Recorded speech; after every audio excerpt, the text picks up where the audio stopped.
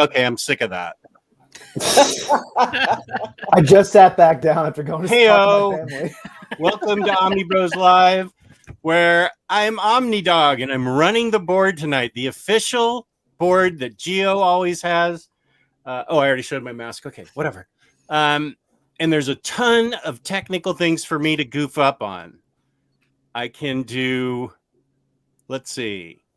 I can introduce people, but first, here's what I used to look like. I just discovered that. Perfect censorship. And this is what Lou used to look like. Very true. So we welcome Comics Guide. Lou, how you do, Lou? Welcome to the 84th annual Omnis. The Omnis. That's right. I've got a thing about the Omnis. This is our award for the Omnis. And we have with us two special guests. Minister of Comics, master of his domain. Yeah, I'm ready to listen to Jess serve up some spicy Jess omelets. That's right. Sassy omelets. Sassy omelets. That's sassy omelets. And I can tell Jess is in a sassy mood. For the first time ever, I think, is Joe Goose. How's it going, Joe? First time. Good. Everything's good. Been waiting for this since you invited me on. So I'm excited. Pleasure to have you, man. Thank you for joining. Thank you. Yeah, everybody's hyped.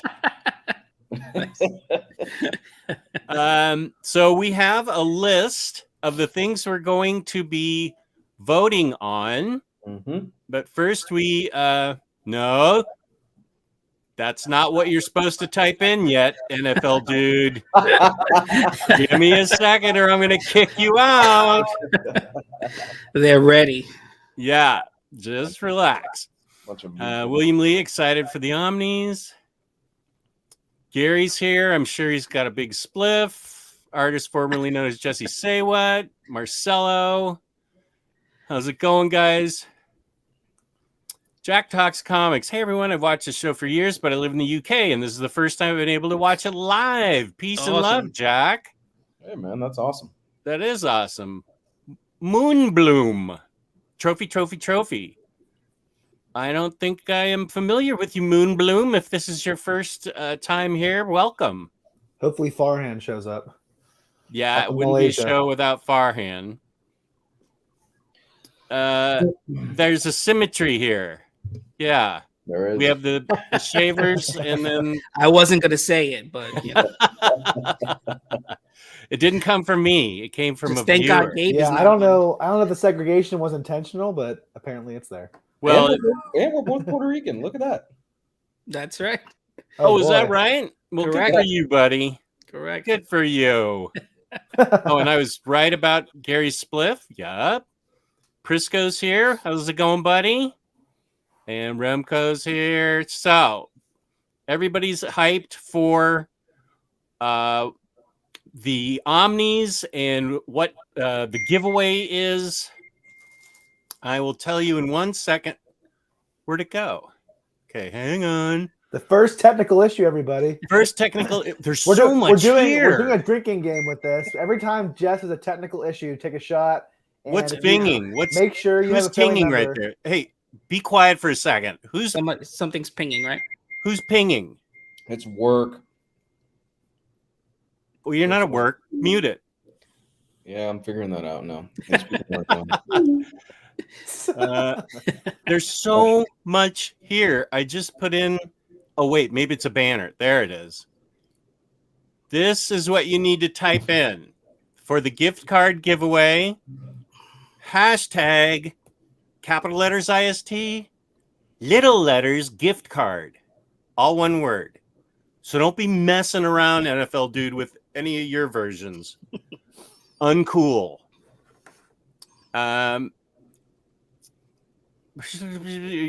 Yes, it was. Here's Doffy. How's it going, Doffy? Happy New Year's to Nelson. And so, IST gift card. There you go, Saz Murph. He's got it right. He and or she. And I will start the giveaway tool now, I guess. Start collecting comments. This is the big place where things could go wrong. Oh, no, this is going to be easy. Wow. Okay, leaving it alone. Awesome. There it is. Oh, Wow. I know. You lose the bet. I am the master of my domain, Minister of Comics. TMI. So just before we even really do a deep dive into all this stuff, where can you tell the people where they can find most of the books that we're going to talk about tonight? You can find them at instocktrades.com. Like a pro. For everybody watching, this is just a picture. It's not live. These aren't real books necessarily that you can get online. It's just a picture of IST's website. InStockTrades.com, where you can get up to 40% off on DC Comics, it looks like. Oh, well, that's just a picture. Up to 50% off and sometimes 65% off. You can get 2% extra with a loyalty discount. We're giving away the $50 gift card tonight to IST, courtesy of IST. Order $50 or more in an order in the United States. You get free shipping, fabulous customer service, fabulous packaging. That's InStockTrades.com. Yeah.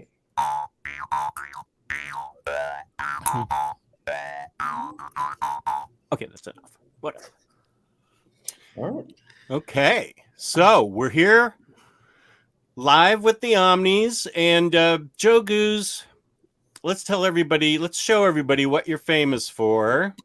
We didn't just pick Joe out randomly out of the hat. He's a loyal viewer of the show. He drew this of Lou and this of me. Now, my eyes are beautiful there, so thank you. You're a little darker. I noticed that I've got a little Puerto Rican blood in me, which is cool with me. You just got back from the beach. I have met Jess in person twice, and he is not that tan. No, but I was in this other picture. That's true. So it's the old school Jess. Old school Jess was that color. Where now I don't know where. Oh my gosh, how does Geo do this? There's so much stuff here. There I am. There I'm that dark. There you go. Old school Jess was Magnum PI, basically. Totally. 100%. And everybody jams me up about my elbow there, but trust me, it's a well-placed elbow. You look like Puerto Rican Magnum PI. PRPI. There you go. All right. So tonight, Mr. Awesome, that's not the way you type it in. You type it in as it's listed right here. Capital IST, little gift card. You won't, I don't think you're going to be recognized if you type it in like this. I did that on purpose to be a jerk. All right. So Chris Original Recipe, that's exactly right. So Lou, what should we start with tonight? Because there's no comments right now except for IST gift card. So okay. We have best collected edition, best writer, best artist, best publisher, best one shot, best ongoing series, best miniseries, and why didn't you tell me about this earlier? Also known as the surprise of the year. Yes, and the Golden Abram. And the Golden Kirkman / Abrams. Is it now just the Golden Abrams? It is now the Golden Abram, for me at least. Okay. I will, let's see. there's so much stuff here. I want to type in what we're going to be talking about. Okay, just a sec. I will. What do you want to talk about first? How about if we save best collected edition, since that's the biggest one, for second to last? Okay. The last will be Golden Abrams. Okay. And I gotta go get. I have to go get worst publisher because that's my secret category. Okay. Why don't we talk about surprise of the year, or why didn't you tell me about this earlier? Just a sec. Why didn't? Oh, that's not spelled right. There's that. Why didn't you tell me about? We'll just leave it at this. Why don't you tell me about this? Why didn't you tell me about this? All right. Actually, I'm gonna have, since he's first time on the show, I'm gonna have Joe Goose run this first one. Go ahead, man. What do you got? So what I got is I picked Middle West because I'm a big fan of Scotty Young's art. Never read anything of Scotty Young before.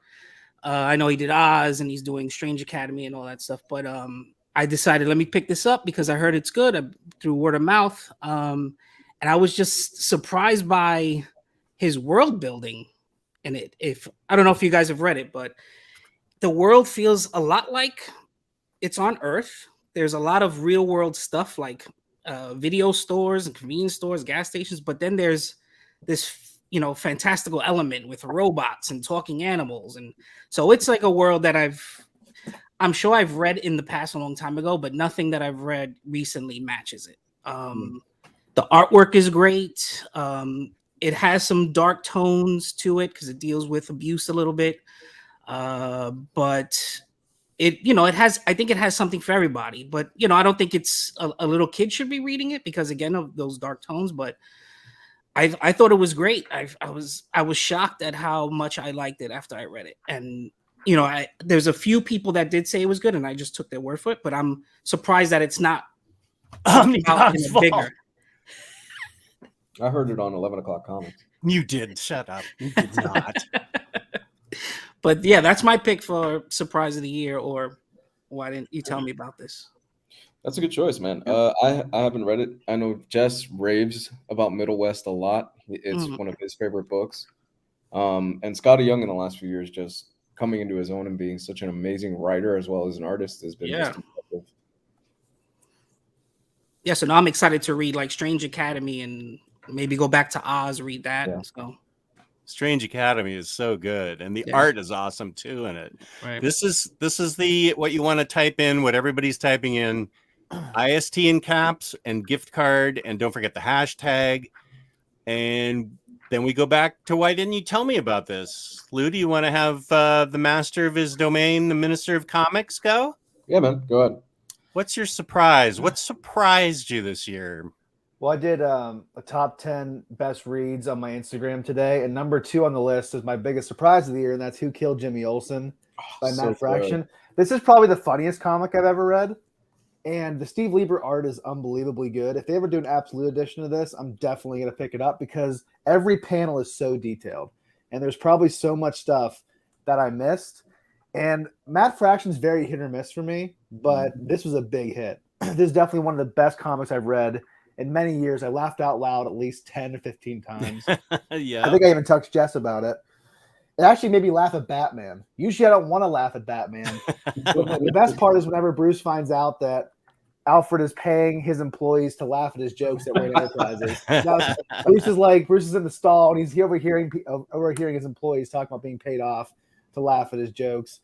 And he says, "Brucey funny." And that was just one of the funniest panels of the entire thing. And it's very Silver Agey craziness, like Jimmy Olsen in the first couple pages gets turned into a giant turtle, which Jess loved this kind of exploits back when he was a kid. Yes. So this is just a book I think everyone would enjoy. If you love fun, then you'll like this book. If you don't like this book, I feel very, very sorry for you. 12 issues of perfection. Yeah. It's Nicely so good. said. Lou and I both loved that book. I've yet to read it. I got to get on that. Oh, you owe it to yourself. It's one of the best this year. I got to check that out. It's not just funny, but the plot is also really interesting, and there's so many different facets to it. Jumps backward and forwards in time. The plotting is just pitch perfect. Awesome. Doffy is any books you could recommend, because I've just started reading comics. Everything we talk about tonight will be something we can recommend to you. Mm-hmm. It's hard to say because you kind of need to know a little bit about a person and what they like before you give them a recommendation like that. It's so open-ended. Like, do you like superheroes? Do you like indie stuff? Like, are you more interested in crime? Like, what are you interested in? Let's see. Wait, somebody's in a tux. Oxmeat Pete. In a tux in celebration tonight. In the spirit of fun, I'm wearing it while watching the ceremony. I take this more serious than the Oscars. Nice. Thank you, buddy. He always participates at home. When he built that Lego set with us, Jess, he is great. Oxmeat is great. And here is the gift card giveaway. Lettering, name, number, hashtag. This is the hashtag for the IST gift card. Just type it in your name and you will be entered into the drawing, which is legit. I will share my screen at the end, and the randomator will numerate the generator, and you'll see who will win, blah, blah, blah.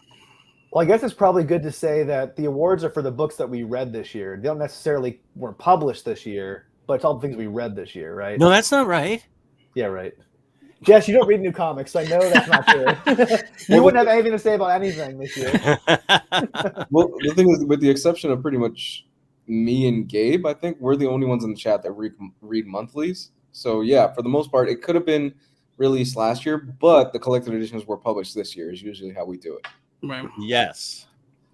Okay, great choice. I will go next. I'm gonna go with Jonah and the Impossible, I think it was what it was. Impossible Monster. It's so good. It's Chris Samney and his wife working together with their first book. I don't know if she's written anything else comic-wise, but this is just Chris Samney flexing his art skills, which if you've ever seen anything by Chris Samney, you know he's one of the best, in my humble opinion, that's working in the industry today. Centering around a little girl who her name is Jonah, and at the beginning of the story, she's separated from her sister named Rainbow, and they kind of live in this alternate Earth where monsters exist and all these creepy things kind of exist, and it's kind of there's steampunk elements to it.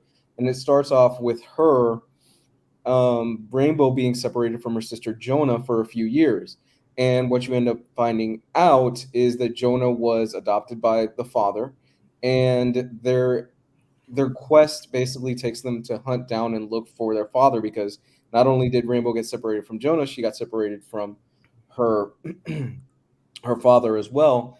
And it's just so damn good. It's really good. It's a book that there are currently 8 issues out right now, and it took me probably about 30 minutes to read through all 8 issues, because Samney and his wife, they use dialogue very sparingly, and when they do use it, it's really impactful and it really works. I absolutely love this book. The only reason I found out about it, I think, was because Gio mentioned it briefly in the chat a few days ago, and I was like, okay, it's Chris Samney. I at least have to check this out, and did not disappoint me. It's so good. I'm so glad to hear you say that, because I think Omar also agreed with Gio, and I just ordered it from instocktrades.com, so I know it'll be here next week and not 5 years from now, like with DCBS. And Chris Samney is doing a great job on Firepower. I'm not usually a fan of Robert Kirkman, but that series is a lot of fun, and so he's putting out a lot of good stuff right now. Yeah, that was also one of Omar's picks. I saw a video today that he put that on his top 10 of the year. That's awesome. Yeah. We generally actually don't talk about. I know. Yeah, I was gonna say, Jess, you got was mad when we mentioned Omar. I was worried. I was wondering. It slipped. I don't know. It must be because I followed Jess's lead. As soon as he mentioned, I was like, okay. Here's a good question. Is there a best Emma Frost cover category? Answer: they're all good. They all win. I was just reading an issue with Emma Frost in it today, Jess. What issue was that? I'm reading the Chip Zdarsky Fantastic Four hardcover. And remember, Emma Frost shows up for a very small cameo with Silver Surfer. Yeah, that's an odd cameo, but It it's was a fun. very strange mix-up of Silver Surfer and Emma Frost. Why are they together? It was a different universe, but I was like, I would never put these. Well, they both kind of like have the silvery reflective front, I guess. So maybe that's what it is. That book was so fun. Are you enjoying it? Oh yeah, I love it. I just got to the part where the art takes a big dip, but the Ooh. story is so good. It's hard to beat Yeah. Jim Chung and I forget the other guy was, and Declan Shalvey did an issue, and it was the art kind of takes a dip, but the story is still just as good. So that it's kind of like New X-Men for me when you get to those Igor Corley issues where it's like it looks like a 5-year-old drew this, but the story's so good I can stick with it. Are you talking about towards the end of that run, the Grant Morrison stuff? No, I'm talking. Well, I was talking about Fantastic Four, but with the new X-Men stuff, Igor Corley, especially in the first half, he does a ton of fill-in issues, and they're all nowhere near as good as Frank Quietly or Phil Jimenez, and it just looks really out of place. But the story is just as good, so it's hard to complain too much. Mm-hmm. And Chris Nord is saying Beta Ray Bill by DWJ was a big surprise to me. That's Daniel Warren Johnson. I didn't know he did that. I got to read that. I have to read that. Yeah. His it's Wonder been on Woman my was list. great. Okay. Let's see. Any other? We have Kitty Pride says Stray Dogs and Honestly Animosity.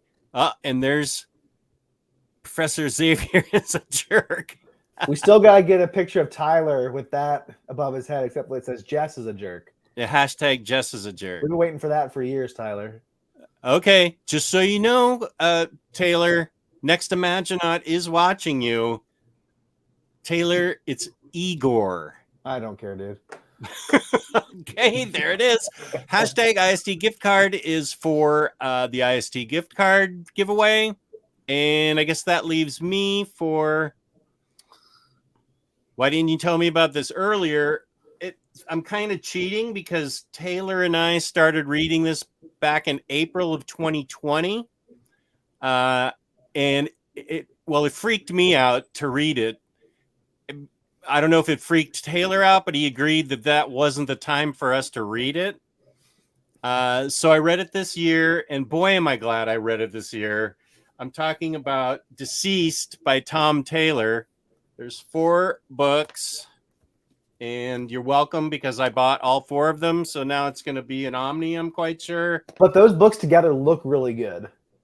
So even if you have the standard hardcovers, if you're usually an Omni person, those books look really good on the shelf together. At least DC didn't mess it up and do totally different things like they usually do. Oh, gosh. I hadn't even thought about that. They at least stuck with that format with different colors. Yeah. This is... it was a surprise to me how good it was. I guess I shouldn't be surprised because of Tom Taylor now. But it involves a techno virus that is loosed upon the world by Darkseid in the beginning through, I don't want to ruin it, but it's who he releases it to, but it's a virus that gets released. Anybody that is watching social media or looking at a laptop or TV, that's how they get infected with the technovirus. And they don't turn into zombies, but they turn in, because I don't want to say this is a zombie book because it's not. It's way more than that. And what Tom Taylor does with B and C and D list characters is awesome in this book. All 4 books are great. The Unkillables is especially good because this is what happens, what the villains do when this catastrophe happens, because it affects everybody on Earth. It can affect the superheroes, and the villains in this story, he writes this amazingly. It's got a whole great story with a great end. I loved Unkillables in particular, but everything about Deceased is great, and I get why I didn't want to read it back when COVID just started, because I was freaked out by everything. and now it's coming, back a little bit or a lot. But I'm not as freaked out, and so I can read this now, and I'm glad I did because also what he does, Tom Taylor, with Harley and Ivy, he needs to write a Harley and Ivy book. He gets their romance so perfectly. It's only a few panels here and there, but wow, does he get their dialogue exactly how you want to hear them talk to each other?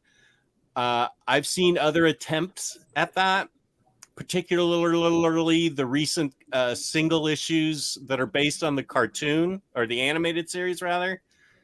That doesn't have the voice that Tom Taylor has in this for Harley and Ivy. It's a very sweet romance. It's only a few panels here and there, but he writes these characters so realistically and so fun, and you don't know who or where or when the whole crisis is going to get solved. And it just is perfectly written for that. And I mean, the art is great. And I was just amazed by the whole thing. I can't wait to forget about it all in 6 months and reread it again. Okay. Because I loved it so much. But I'm sure Tom Taylor's a writer that's going to be mentioned quite a bit. I have that feeling too. So that was the category. Why didn't you tell me about this? It was our surprise category. All right. And what would you like to talk about next? As I type it in. Let's knock out best miniseries. Best. Okay. And yes, I know that I should have done this before, but I just now thought of it now. And that's part of the fun of me being in charge of the broadcast. Let's see. Just a sec. Whoops. Wait a sec. Okay. There goes that. And here's the IST gift card giveaway. What you're supposed to put in there to be entered. Jordan, you put hashtag IST gift carf. So you might want to put that back in. Who did? Hal Jordan, gift carf. Fresh from the talking to the Guardians of the Universe. We're not giving away gift carfs tonight. We're giving away, as Metal Pig says, IST gift cards. There you go, Hal. Much better. I hope he wins so that I can feel like I actually helped him win. We'll split it down the middle, Hal Jordan. Lars, yeah, we're going to be talking for at least half an hour about figures, best We figures. didn't want to bore you, Lars. We know how upset you got last time about it. So let's see. Carly says, I'd probably go with Jimmy Olsen, but Something is Killing the Children would be up there too. I have a feeling we're going to be hearing about that book also. Yep. Yeah, that would probably be number 2 on my choice for that, because there's a couple of books I read this year that were so hyped up and I was let down. That was one book where the hype was actually met and I really enjoyed it. So I was surprised I enjoyed it as much as I did. Geo looks completely different with some decent lighting. I think the Slaughterhouse 5 comic adaptation is my winner for this category. I had no clue about it until I saw it on a shelf. I loved that movie, especially as a teenager, because Valerie Perrine was in it, topless, and she was amazing looking back then. And I have no idea why I just said that out loud, but I loved that movie. And I love Valerie Perrine. Sorry. It's true. Uh-oh. Raphael promising violence. For me, for best miniseries, I'm gonna go with Thunderbolts, King in Black by Michael Rosenberg. That was a total surprise for me. I love the King in Black stuff. I really enjoyed a lot of what Donny Cates has done this year. But to me, the whole premise of the Kingpin basically buying the copyright name for the Thunderbolts, and that's why he's using the name, and he's got this collected list of just the most random D-list villains that you can imagine in the Marvel universe, and he hires them to basically solve the problem involving Null, because Null has taken over the city of New York and he's the mayor of New York. Is just brilliant. It's so much fun. This gave me vibes of Superior Foes of Spider-Man because it just has that same sharp wit, that same sharp writing.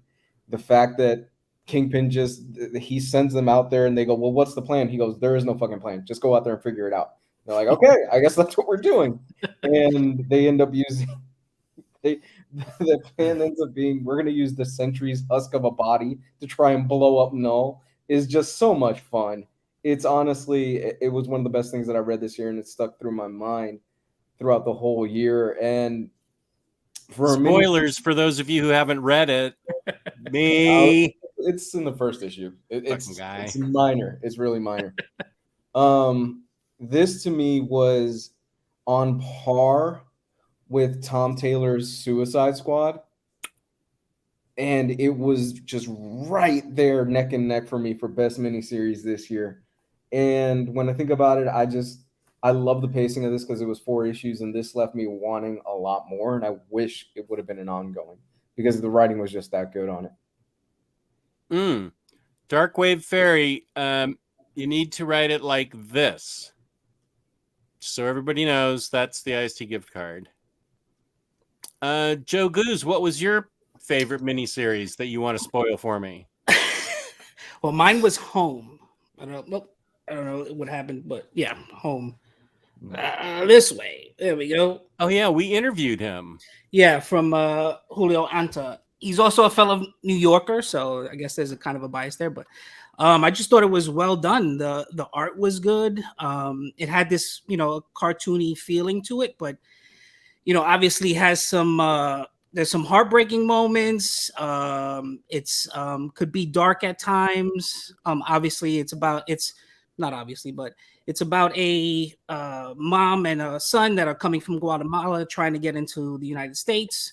But what they didn't know is during their travels, the administration changed, and now it's way harder to get into the country. Kids are taken away from their parents, and so on. And so there's the first issue, there's some really gut-wrenching moments, but then it becomes like a superhero story, as it's only 5 issues. So as as the issues go by, it starts getting a little bit lighter and a little bit lighter, but it's grounded in reality. So I just thought it was amazing, so that's why I picked that. But I had Tom Taylor Suicide Squad, I had a bunch of others, and I went with this one. 5 issues done. I figured that's perfect miniseries, and he said he might come back and do some more. We'll see, because there's a bigger story he wants to tell with this. But that's my pick, Home. That reminds me, I need to reach out to Julio again and have him on again, because I think he wants to talk about the second arc that he's created. Thank you for that reminder. He's a good guy, a really good guy. Yeah, and he wrote that. I mean, obviously from the heart. Let's see. Joe Chip. Happy 2022. And we are on the best miniseries. So, Taylor, what do you think was your best miniseries? Your favorite?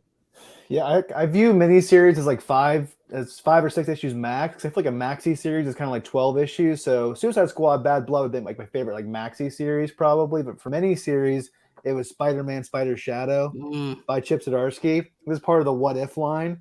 And basically the central conceit of this book is what would have happened if Peter didn't take the symbiote suit off, if he didn't take the black suit off. And this book is awesome. It's really cool to actually see characters get killed and actually have consequences. This is the dark minister talking. Well, in comics, sometimes you just don't feel there's any stakes because the characters aren't going to die. And if they do die, they're going to come back at some point. So it was really cool to see characters actually die, to see there actually be consequences. And the ending, which involved the Fantastic Four throughout the whole series, was really heartwarming and emotional. I just thought the series was a lot of fun. It was shocking. It was surprising, but it was also emotional and heartfelt, which is really hard to pull off. Chip Zdarsky is definitely one of the best writers of the year. Maybe one of us will mention him later on in the show, but I haven't read anything from him that's been bad so far. Yeah. Everything's at least good to great, and this is definitely in the great category for me. If you haven't read this and you enjoyed his life story miniseries, you'll definitely get a lot out of this as well. That's my choice. Nice. Lou, you already went? Yeah. What'd you talk about? Thunderbolts. Thunderbolts. The one he spoiled for you. Right. Well, He already forgot. Bad my He memory already forgot. because I've forgotten already. Yeah, Jess. What did he spoil for you? And Taylor's wrong, of course, because a maxi series is a mini series in my book, because this is a mini series since I chose it. Book Last one? God. Okay. Yeah, for purposes of this show, this is a mini series. Last God was a triumphant book with ridiculously great art. This thing needs an absolute. It is a dark world fantasy where the cover folds out into the dust jacket, folds out into a map of this world and the journey that these people have to take. It's told in two parts, 30 years previously and then in current times. And Philip Kennedy Johnson not only wrote this amazing fantasy epic, he wrote music for it too. He's a musician. He wrote his music for it and then transcribed it into the old dialect as they would talk about it. The story is not only remarkable and epic, but don't let the little interstitial parts frighten you, because it is some reading of prose.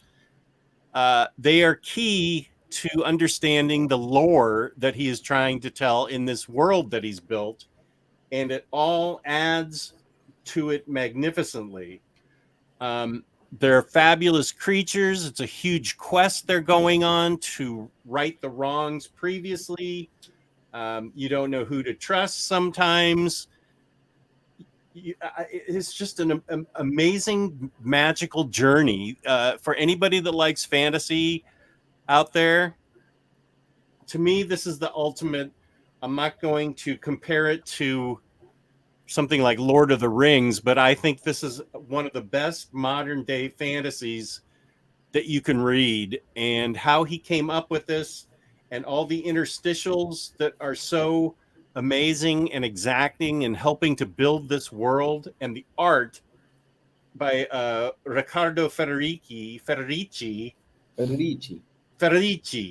Igor, is amazing.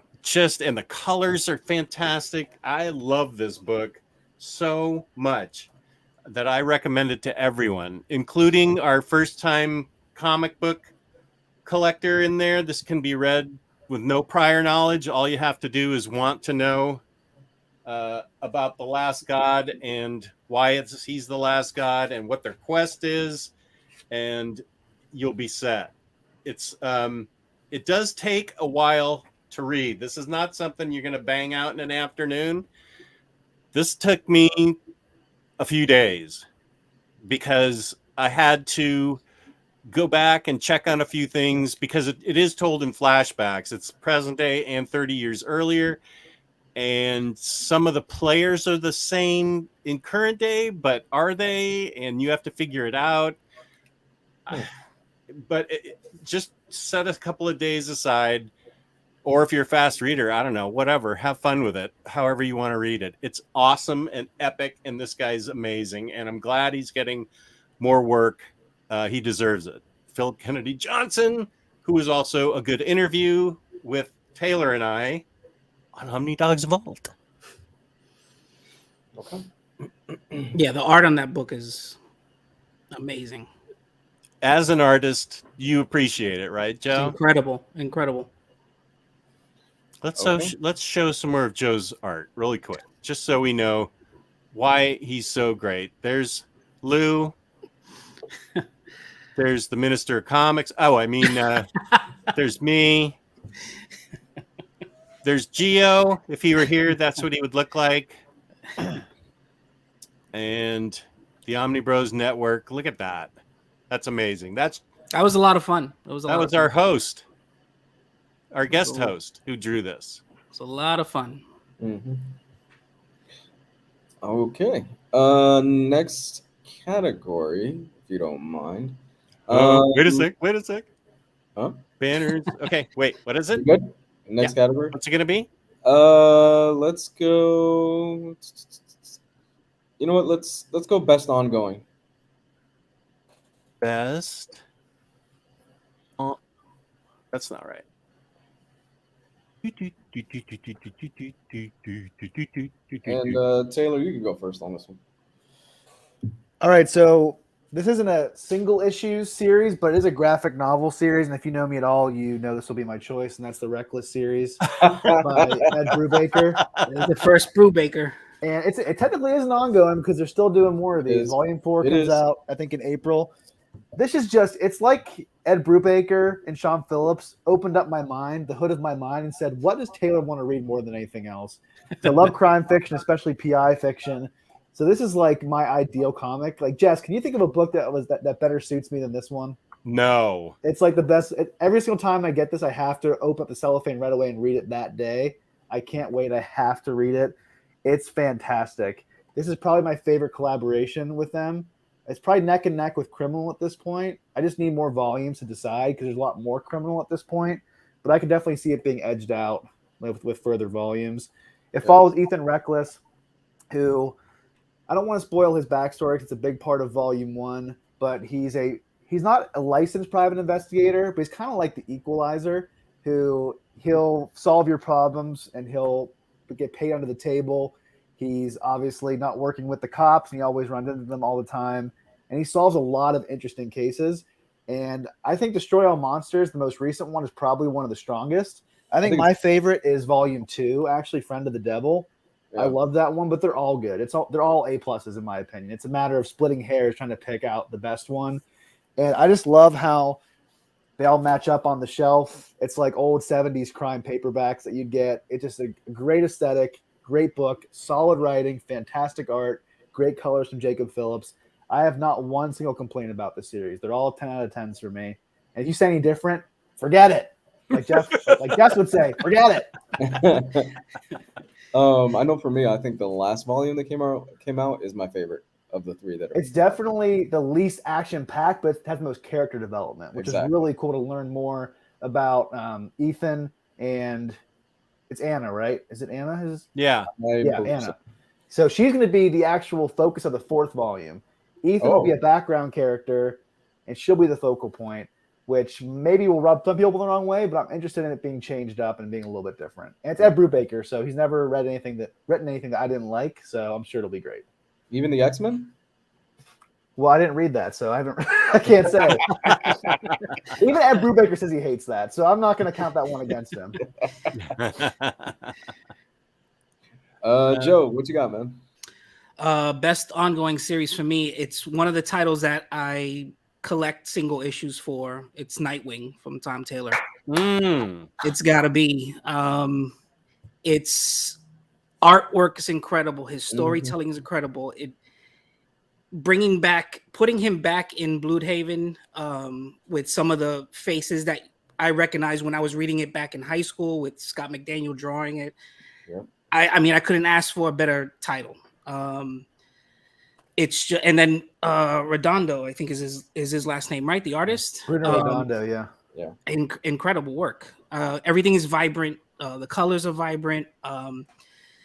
It's just a lot of fun. They introduce a new character to, I guess, the Nightwing mythos. So interested to see where that goes. But yeah, that's easily my choice. It was a no-brainer. As soon as I saw the category, that was going to be it. So Nightwing, Tom Taylor. That would be the same for me. Nightwing by Tom Taylor. I mean, Tom Taylor's had a hell of a year, an amazing year for a writer. And to me, this was kind of like the cherry on top because I knocked out, I think it's 8 to 10 issues that are out right now. Yeah. I knocked out every single issue that's out right now in the span of an afternoon, and I instantly wanted more. It's to me, it's flawless. I mean, it's perfect comics. Yeah. I don't have a single complaint about it. The writing is sharp. Him bringing back Dick Grayson back to Bloodhaven, Yep. and kind of starting the character over from scratch and really understanding who Dick Grayson is. Because I said this the other night, I think a lot of writers tend to write Dick Grayson as, oh, he's just Batman light, and that's really not who the character is. Don't you mean Rick Grayson? Rick Grayson. That's my Nightwing. That's really Here's not the the trade. character. Here's the trade right here. If anybody, It's- well, not the trade, the hardcover. If anybody wants to take a look, it's good. It's such a breath of fresh air, and it reminds me of when those first early issues of Fractions Hawkeye were coming out, where it was very slice of life. Right. And There's definitely a lot of callbacks art-wise to David Aja, like with him Yes. breaking into the apartment, like taking apart his oh Billy my Club. god, It's I'm Great not saying stuff. I'm not saying he's ripping him off. I'm just saying it's definitely a loving homage to Right. David Aja's work Mhm. in This- Hawkeye. this feels like Tom Taylor's Hawkeye, where a few years from now everybody's going to go, yeah, you need to pick up his Nightwing run. It's just that good. And Redondo is just an animal. Just some of the pages he puts out and some of the stuff that he maps out, it technically is just impressive as all hell. There's the newest issue that just came out, just the setup and how it's laid Yeah. out is, oh my god, it's on another level. It's just so it's on another level from anything else this year. Jess, what did you think about Nightwing? I'm waiting. Jess has been waiting for his order from that. His pre-order for months. I won't know about that until next month. And I'm so excited that everybody knows about it but me. It's so good that I have a YouTube channel where I'm supposed to give up-to-date reviews on things. And I got to deal with this fakakta company that sends me stuff 2 months after everybody else gets it. That's not IST, by the way. That's who I'm ordering from now on. This is me. There we go. Or wait, there's an even better one. Where's that one? When that does come in, Jess, that needs to be a day one read, though. Yeah, it really does. Yeah, immediately. You gotta read it. Yeah, I'm getting the feeling that above all of those books that have been released recently, here I am. Yeah. Of all those books that came out, the two Tom King books, and that book, they all came out that week, and that was the first one everyone read was Nightwing, and everybody loved it. So it has Bitewing in it, a three-legged puppy. I love Bitewing. How do you not like that? Yeah. had I gotten that book, I probably would agree with everyone, but I didn't. So I'm going to go with Black Widow by Kelly Thompson. Okay. This shows, I think I was really amazed by the story. First of all, the art's fantastic in it. It's got Adam Hughes covers, which are much different, really, than a lot of his covers, but the art is great in it. And we've got Hawkeye and Bucky in it, keeping tabs on Black Widow as she somehow materializes in a marriage on the other side of the country with a kid and a fantastic husband. And she is like an architect, and all of a sudden this is the first arc, and all of a sudden she just shows up happy and happy to be a wife, happy to have a job, and no traces of the old Black Widow. So Hawkeye and the Winter Soldier are wondering what the heck to do, and how it plays out is just, I thought, really fun and exciting, and a much different take on Black Widow. The second arc deals with her sister and the White Widow, or whatever she's being called. It's a little more traditional, but also has lots of little side characters that are introduced to it that are really interesting and fun.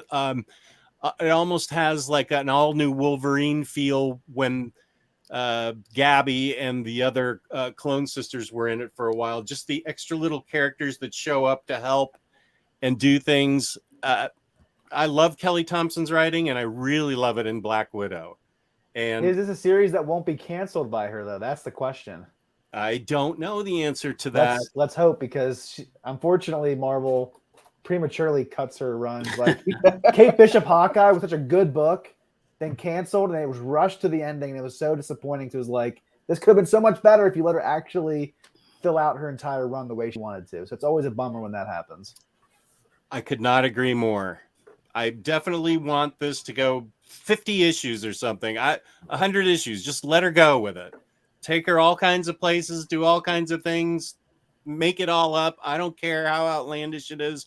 Kelly Thompson's a great writer, and I dig just about everything. I've dug everything I've read by her, and she's got a knack for female superheroes and spies and sort of lower powered, like Kate Bishop, lower powered heroes, and really knows how to write them well. And she deserves a long run on something. Which one do you like better, that run by Kelly Thompson or the Mark Waid Chris Omni run? Why are you making me choose? I I own both. It's kind of part of the show, is picking favorites. So I thought, in the spirit of the Omnis, what is your favorite Black Widow series, Jeff? Okay, well, Mark Waid. Okay. That's not fair. I mean, Mark Waid is my answer to everything. So Yeah. But you're right. No, that's my favorite Black Widow series ever. Yeah, with the Chris Samney art. That is hard to beat. Carly says also her Captain Marvel is one of my favorites. Yeah, that's up to 6 trades now. No, wow. Well, that hasn't been canceled. Okay, I didn't know that. Right, they're letting her run with that. Let's see. The chat is talking about stuff. Okay,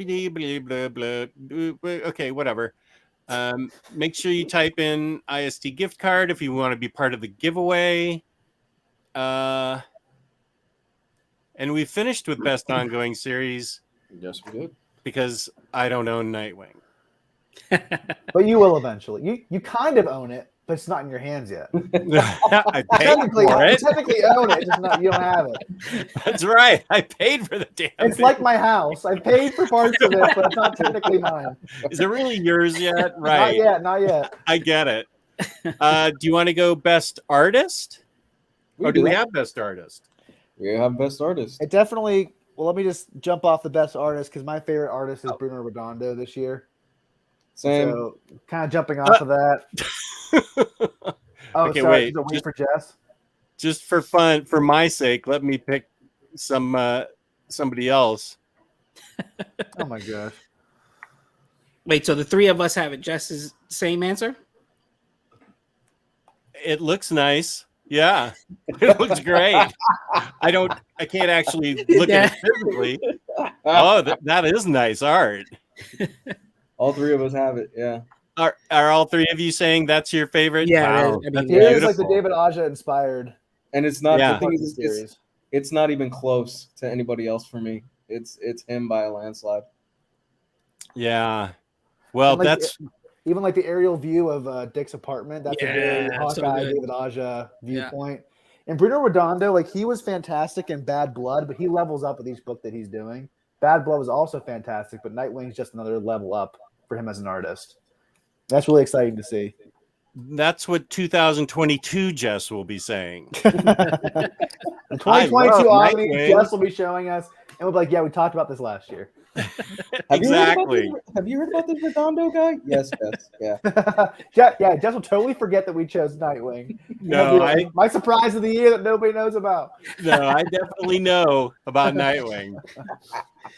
Let me make sure everybody knows in the comments that they know.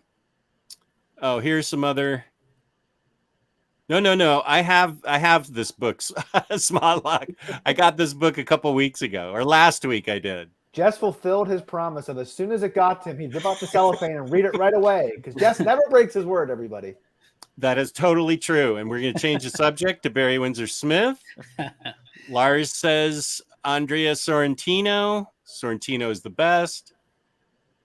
Crazed Cassowary is right. And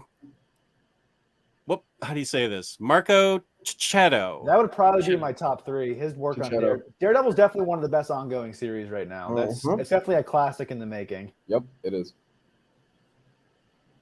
Okay.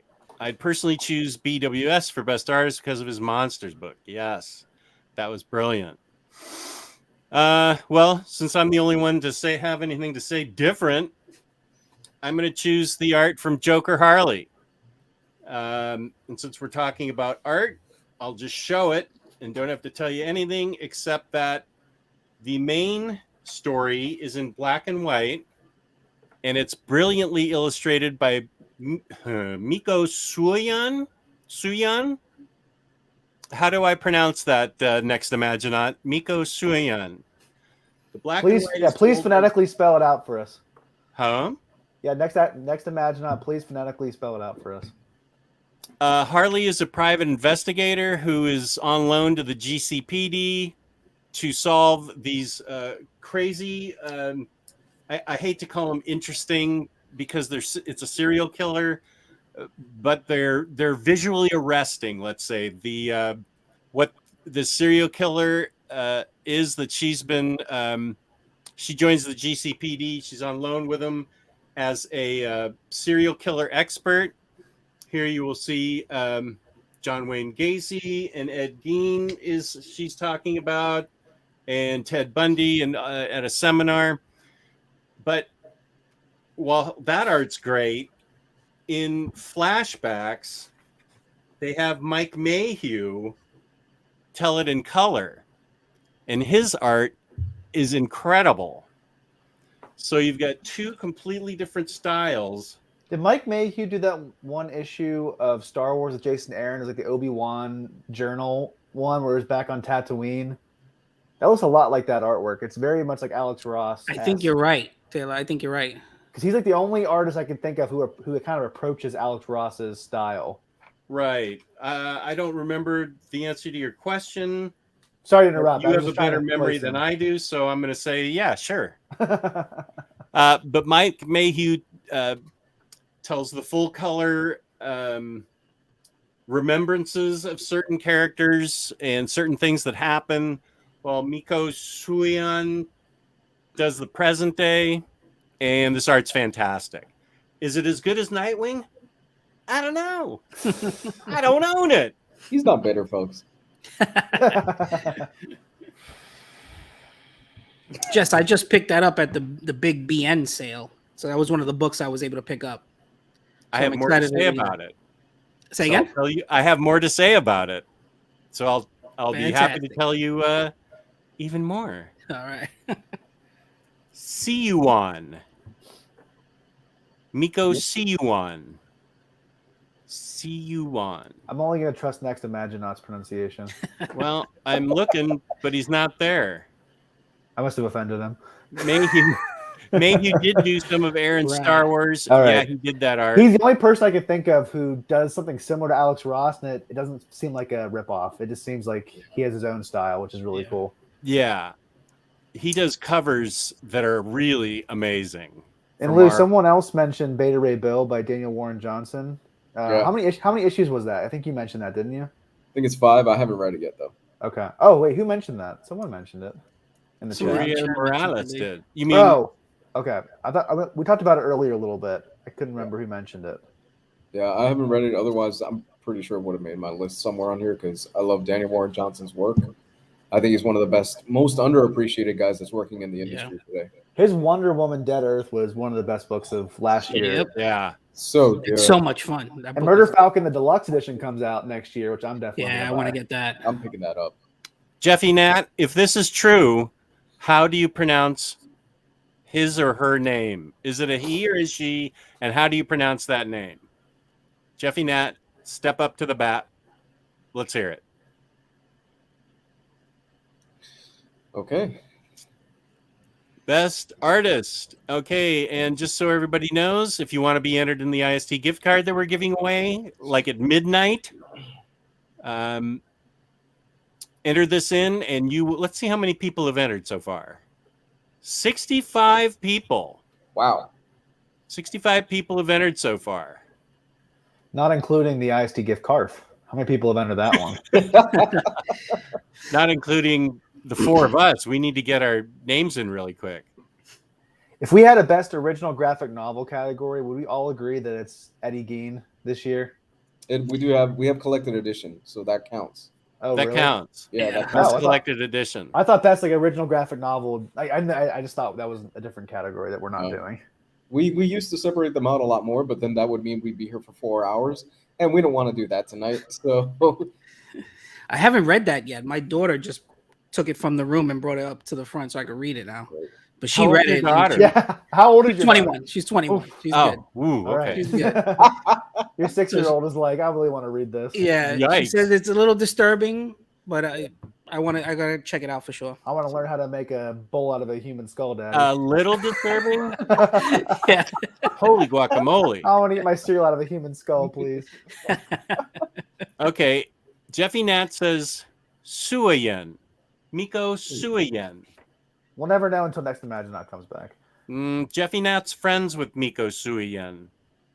So that's how you pronounce that. Suayen. Suayen. Suayen. okay, you guys ready? Traditional. He's back. Next Imaginaut. Traditional Filipino surnames aren't my forte, and there aren't any clear references online. Huh. Okay. Well, there's your answer. But so we got it right from Jeffy Nat. Suayen. Next Imaginaut, thanks for playing. Jess is still trying to work out how to say Stepan Shedjic. Or Stepan Shedj. Did you guys have him on the show? Yeah. We never saw his face, though. We never saw his face, and he doesn't want to tell anybody how to pronounce his name properly because he thinks it's funny the way we butcher it. And by we, I mean me. The sad thing was during that interview, he was talking about all the DC Black Label books he wanted to do, and then like 6 months later, he announced he's not doing any more of those, and so that was a bummer. Because I really wanted to see more like the Harleen stuff. Because He that was was going to do an Ivy book, right? Yeah, that was one of my books he wanted to do a Catwoman book too. Ooh. And so he was going to do a whole line of all that. But he announced he's just going to focus on Create Your Own, which is all power to him. Great for you, but not great for me because I wanted to read more of those. Mm-hmm. So that's a bummer. Yeah, man. Yeah. Okay. Let's go. Wait, I gotta hang on. My bad, man. No, that's all right. What do you just tell me quietly? What do you say? Let's do best publisher. Best. Lou, he wanted you to lean over to his side of the panel and whisper into his ear. What is it? Best publisher. Oh, okay, thank you. I give him a little kiss, Lou. Hey, you ain't the director of this show. Best publisher. Best publisher. For me, it's DC Comics. This is actually a surprise for me because I think it was probably about 2 years ago where they were the bottom of the list for me. But this year they have done one hell of a turnaround for me with all the titles that they have been putting out. I'm reading more DC Comics than I have since probably the New 52. And a lot of them for me have just been banger after banger. Jeff Lemire just released his Swamp Thing book this past week. Fantastic. That's a great start to his series. The Swamp Thing book that was also being published this past year has been great. I'm a Swamp Thing fan, so more Swamp Thing, the better for me. The Nightwing stuff, just the Superman stuff. A lot of the stuff is Tom Taylor's, but for me, DC Comics also kind of going the route of, okay, we're going to have our ongoing series, but we're going to put out a lot more 12-issue maxi series. And I love that stuff. Strange Adventures is on my runner-up list for almost every single thing on here. And that was incredible. And it was Rorschach was really good too.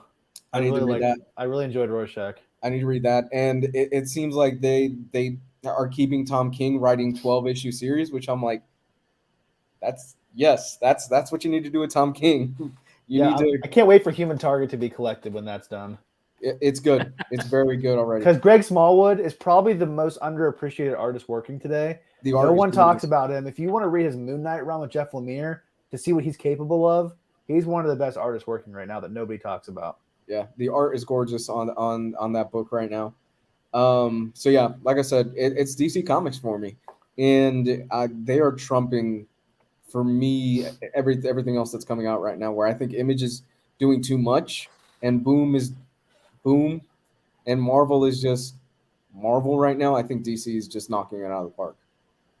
DC is also my answer. I kind of base this off of what books did I read the most this year and what books did I get in the most. And DC was the overwhelming amount of books that I got and I read. And I really like that we're getting out of the Scott Snyder era of DC. I'm nothing against Scott Snyder. I love Scott Snyder, but I think we needed different voices outside of him because he's been dominating DC for so long. Mm-hmm. So I think more creators are getting a little bit of a bite at the apple now that he's taking a step back to focus on his creator-owned work. Yeah. And now they locked Tom Taylor down for an exclusive. Smartest move they could do. Which is kind of a bummer because I liked him going back and forth between Marvel and DC. Because him doing Friendly Neighborhood Spider-Man, that was fantastic. And him doing All New Wolverine, also one of the best books. So, but I'm also excited he's going to be doing a lot more DC stuff. I'm excited to read his Dark Knights? Dark Knights of Steel. It's great. Yeah. It's great stuff. No. Jess, you going? I also agree with DC. Last God. I'm going to be the odd man out here. Uh-oh. Deceased DC. Suicide Squad. I know Tom Taylor, DC. Tom Taylor, Hellraiser, that DC. Was also great. All the books that Lou mentioned, all the books that I heard Constantine by Nightwing was good. Constantine by Cy Spurrier came out, I think, this year too. That's right. And I heard that Nightwing was good. Joker Harley. Sean Murphy verse, the Harley Quinn book that came out this year. Right. Freaking great. You guys are gonna make me change my answer. Yeah, we are. No. Stick to your original answer. No, I'm sticking. Don't worry. Don't let it was. And if you guys remember when Black Label initially started, everybody was like, "What the fuck is this?" Like, it started with the Bat Dick issue and stuff like that. Nobody really liked it, and then it jumped off and it did the Batman Damned, and it was. The titles weren't that good, but in the last few years, they have really pulled it out and have been putting out good stuff. This is Black Label. This was good too. I heard a radio play of Batman Damned's coming out soon. I think we've had enough of you tonight.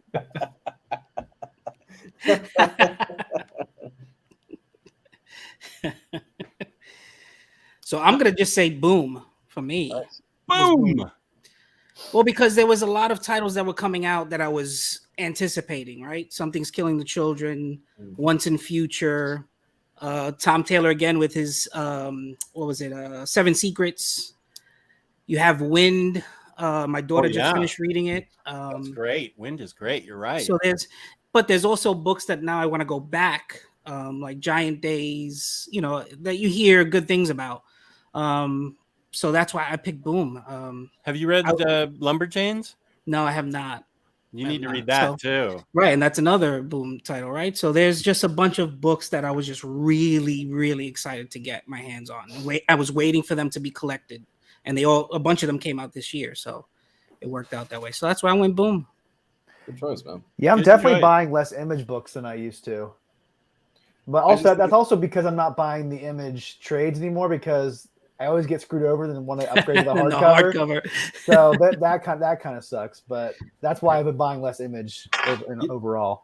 You know what? For me, Image, it's too much of too many number ones and too much stuff to try to keep up with that I just threw my hands up in the air and I was like, I can't keep up with everything. There's only so many hours in a day. You threw your hands in the air like you just didn't care? Exactly. All right, enough of you, Jess. Oh, I can't click you out. Sorry, dude. Gotta try The Woods. I've read The Woods, and it's really good, Joe. I'll check. What's the other James Tynion book? It's The Nice House on the Lake. Is that DC Black Label as well? Yeah. I'm excited about that. That looks really good. Irredeemable, right? Yeah. Legacy Boom. And I actually I gotta go get something to drink, because my throat's closing up around me. So do you want to talk what? Best one shot? We can do the one shot. Yeah, best one shot. Best. This is gonna be our favorite category for all of us. I know. I'm gonna we had such strong opinions about this category. I'm gonna have like 5 seconds to get something to drink with this. And I'm backing out because this is the only one I didn't have anything for. Because I don't read single issues. Do you guys have anything for this? Should I pick a different category to go get a Lou, drink Lou for? Probably does. I got one. Yeah. Okay. Talk for a long time, Lou. Oh no. Taylor, do you have one for this as well? I don't. I have one that was a kind of a stretch, but I couldn't think of one. Me Go too. for it. Go first. All right, so this hardcover I think came out last year, but I read it this year, and it's the Batman Who Laughs hardcover by Ed Brubaker, and I'm talking about the Gotham Noir one shot. This came out years ago, but I read it this year. It was published in a hardcover this year, so I count it. I heard Jess's choice, and if he can count that one, I can count this one. I mean, again, it's Ed Brubaker and Sean Phillips. I've never read anything bad by them at all. This is fantastic. It's a really cool, dark take on Jim Gordon as the focus and him trying to solve a really down and dirty crime in Gotham City. And it's not even a modern-day Gotham City. It's kind of like a 1930s crime noir Gotham City. And this is one of their first collaborations. So if you want to really have everything they've ever owned, you have to buy this because I had the trade of The Man Who Laughs, but The Man Who Laughs trade didn't have Gotham Noir. So like an idiot, I upgraded to the hardcover because I'm so weak. But it was worth it because that story was phenomenal. So my one shot is Gotham Noir, which came out like 20 years ago. It counts. It counts. For me, best one shot is I know I'm going to butcher the pronunciation of this. Acheron, I believe is what it is, which is the continuation of Sir Edward Grey in the Hellboy universe, taking place after the events, chronologically speaking, of everything. We have not seen a story set in the future of the Hellboy universe because everything that Mike Mignola and company have done has been all done in the past. And all that stuff has been fine, but I felt like the story was done for me, so I really haven't been reading a lot of Hellboy stuff in the past few years. This takes place after basically the end of the world. Like the earth is done, it's scorched, people have moved underground, and Hellboy has won, but it also kind of cost him his life.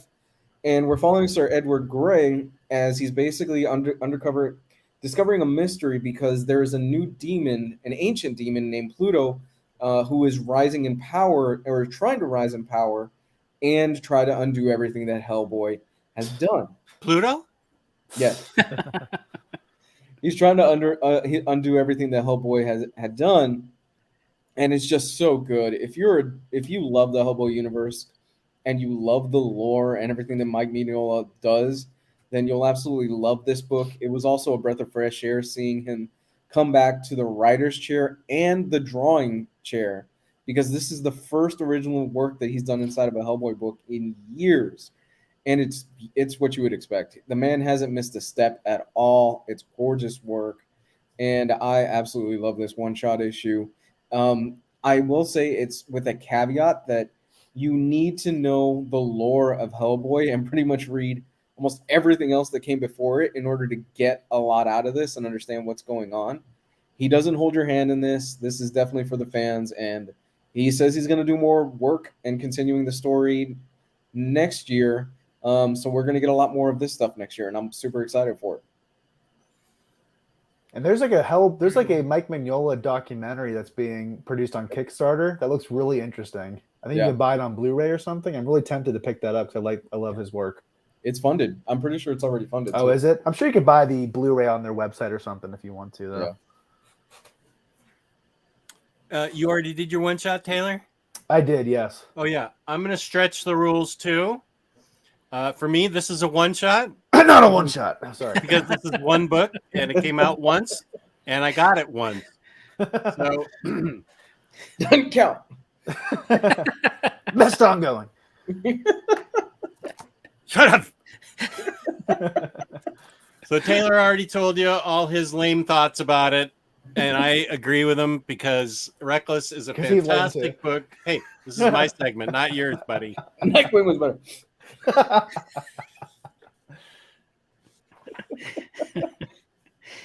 So, is everybody done talking now? Can I talk about this? Yes. Done. It's a good book. Get it. That's it. I really want to hear your thoughts, though, Jess. I really want to hear your thoughts on that book. Mm-hmm. No, you don't. All right. We didn't talk about it that much, so I was just curious. Reckless is my favorite. I love the side mystery in that book, Destroy All Monsters, where it involves a mailbox. That was like the funniest part of the entire series for me. Did you guys review it on the channel? We haven't done Crime Corner in a long time, have we, Jess? No, I don't think we did. I just love the layers of these books and how he peels back one layer and it leads to like a couple other layers, and he undercut and in his process. It's never just obviously it's never just a simple crime that he's going to solve, because then you don't have much of a story. But I loved how it was set in the 80s, but part of it felt like it was the 50s. The way people were treated.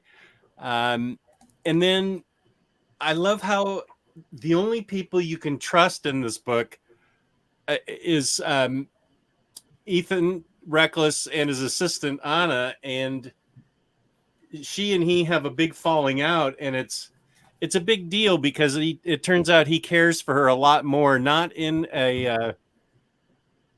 anything but a platonic way, but he cares for her as part of his life. She's always been there for him with the movie theater and with solving crimes and everything, and just sort of she sort of happens into his life, and by they're separating because she gets mad at him for something and stops talking to him, won't come by the theater.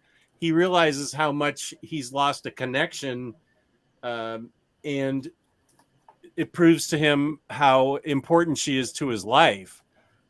That's the part I really love the most about it. I mean, the crimes they solve and everything else were great, and obviously the most important part of the story for most people. But to me, I felt like his relationship with Anna was the underlying best part of this story, and she gets reintroduced and helps him later. And it's cold at first, and then they start riffing on each other, and he realizes, what she really means to him. And I love these books. I'm like Taylor. These are things that, unlike Justice League Dark, which I haven't opened the cellophane on, I absolutely read these right away as soon as they come in. And these are a gift. These books are just a gift to us. If I only had to read one comic series a year, if I could only buy one series, it'd be those books. Not me, but that's cool. My guess would be Harley books for Jess. Probably. Definitely. Or maybe X-23 books with the right writer. Speaking of writers. Perfect segue. Writer. Can we all just give it to the same guy? That I think we're all gonna Does say? anybody have a disagreement over who the best writer this year is? No. Okay, we all agree. Jess, put up the name of the person who's the best writer. Okay, Steve Orlando. Description. Steve Orlando. Steve Orlando crafts the perfect comics that I always enjoy. No, come on. Yeah. There it Tom is. Taylor Awards. Yeah. Mhm. It's a landslide. The only person close would be Donnie Cates, and I just read his Hulk, and I'm like, fuck that. You just dropped the ball with Hulk for me. So not that it's terrible, but it's just not that good. So I'm there's Nightwing. I heard that's good. So it's Taylor, and it's not even close. No. He has a great last name, so it was also It is. Tom Taylor Brown. No, he just had hit after hit. It was just nonstop with him. Yeah. Every time a book came out, it was like, I got to go to the store and grab that. So It's Jordan in his prime. For me, it's Jordan in his prime, and it's who in his prime? It's Jordan in his prime, and it's not even close. Like Michael Jordan. Michael Jordan. Okay. It's a sports metaphor, Jeff. And I'm surprised you picked up on it before I did. You don't even like sports. I like Michael Jordan. I like I the last. guess I like so. the Last Dance documentary. I was a big fan of Michael Jordan. I was trying to think of a writer named Jordan. I'm like, Al Jordan or It's honestly just impressive to see everything, not just one or two things, but everything, and not only that, the output, just how much stuff he put out throughout the year, and without a single miss. Go on his Instagram or Facebook. He posts the pictures of all the single issues. I saw that today too. Yeah, came out. It was like 50 different things. He's done so much stuff. It's really hard. I think the runner-up for me would be Chip Zdarsky and Ed Brubaker. Okay. Ed Brubaker's doing less, but it's still excellent. He's doing 2 books a year that they're always great. Chip Zdarsky, again, is another creator who's firing on all cylinders, doing great stuff. But Tom Taylor is definitely the runaway pick by far this year. And I think people heard me a lot talk about how hard it is to find a voice for Constantine. And we were excited that Cy Spurrier found the right voice for Constantine. But this is also spot on Constantine. This book by Tom Taylor is really epic. I loved this book.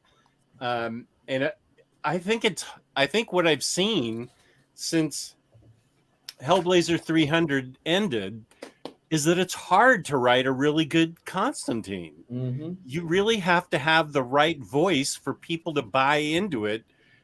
I think he's more complex maybe than we originally gave him credit for.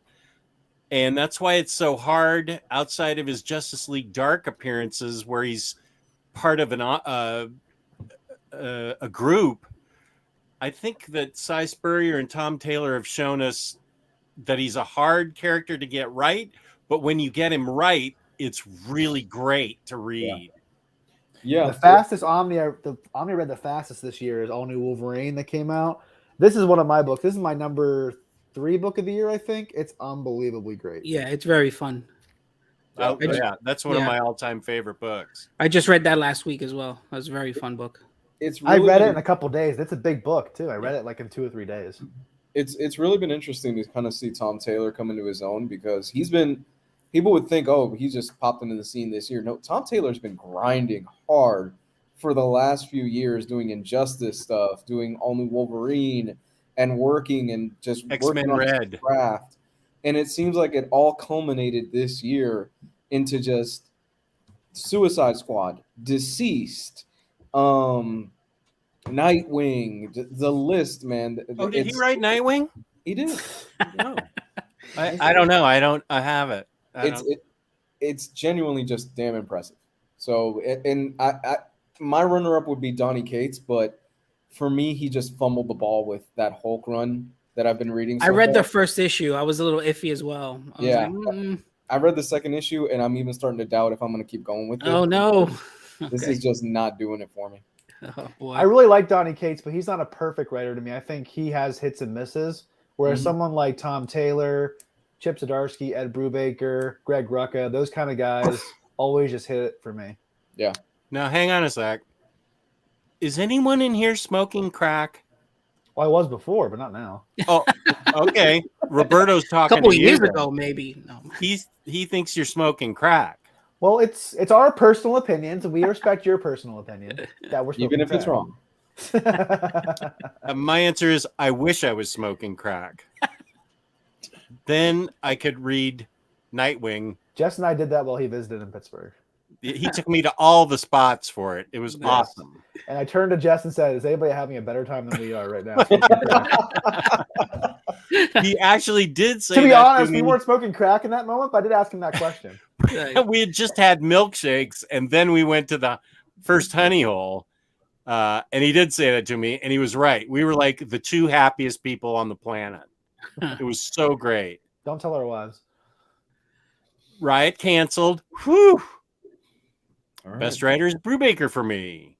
Jeff Lemire writes right now 5 books. Yeah. Daphne Nat says Tinian and Donny Cates.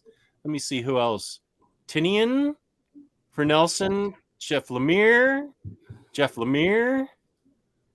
I really love Jeff Lemire, but there have been some misses recently that I didn't absolutely love some of this stuff. I've had a couple books I didn't like as much. So, but again, he's one of my top 10 favorite writers, but he's had a couple misses recently that knocked him down on my favorite of the year. Same. Lemire is great too, considering how much he writes. Tinian for me as well. Tinian did have a damn good year. Yeah, he did. Yeah, that's true.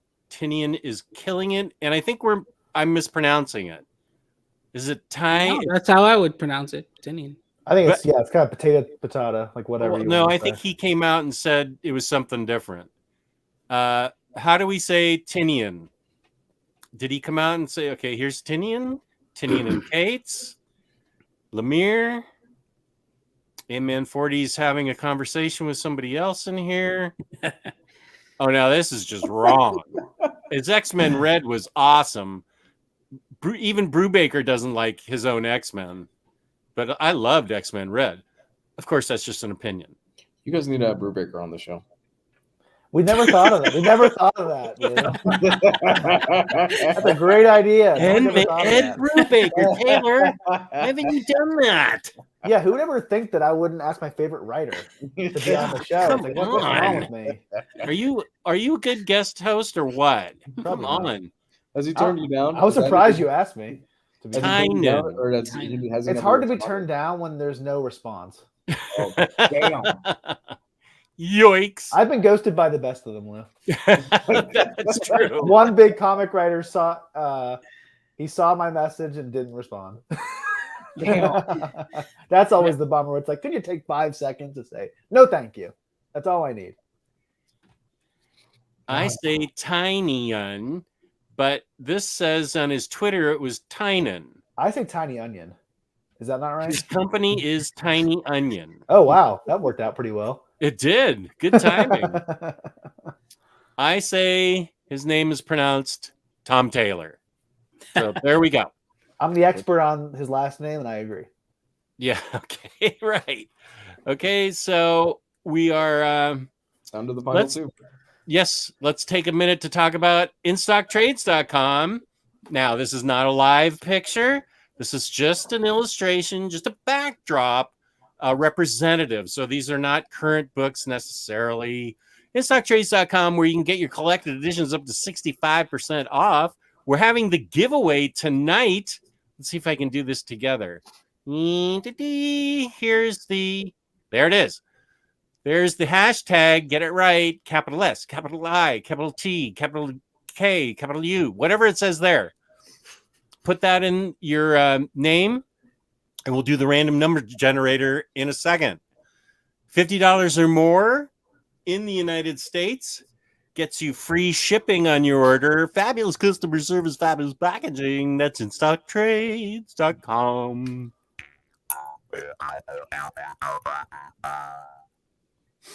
Right on, man. All right.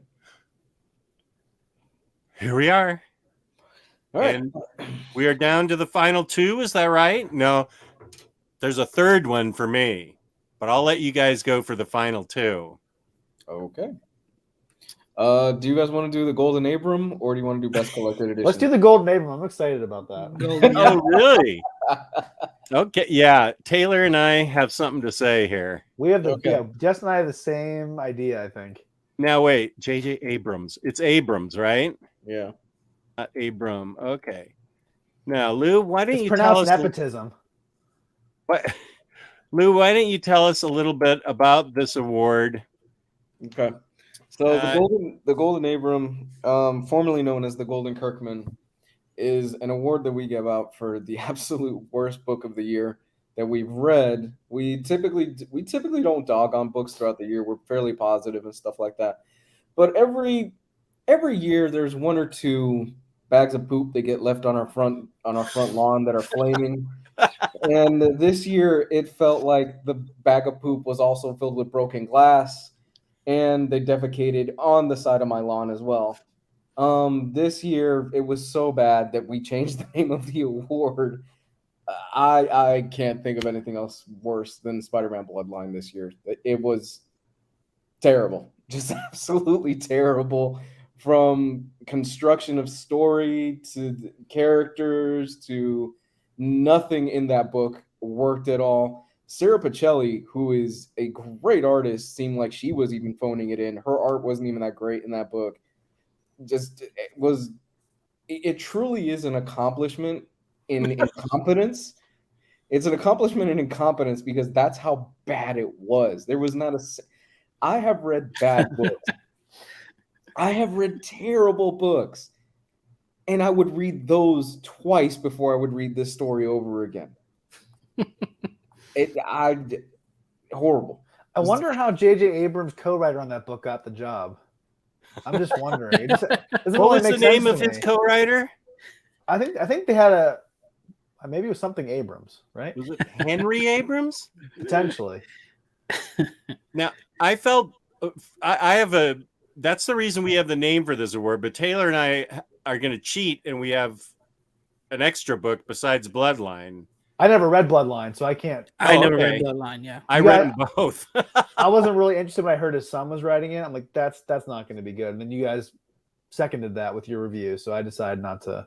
Well, and read at it. first, I think Lou and I and whoever else reviewed it, we felt kind of sorry. We thought it was like his 12-year-old kid, and we're like, oh, No. do we really need to? No, he's like 25. He's a grown adult. He can take it. he should know better. Yeah, he should.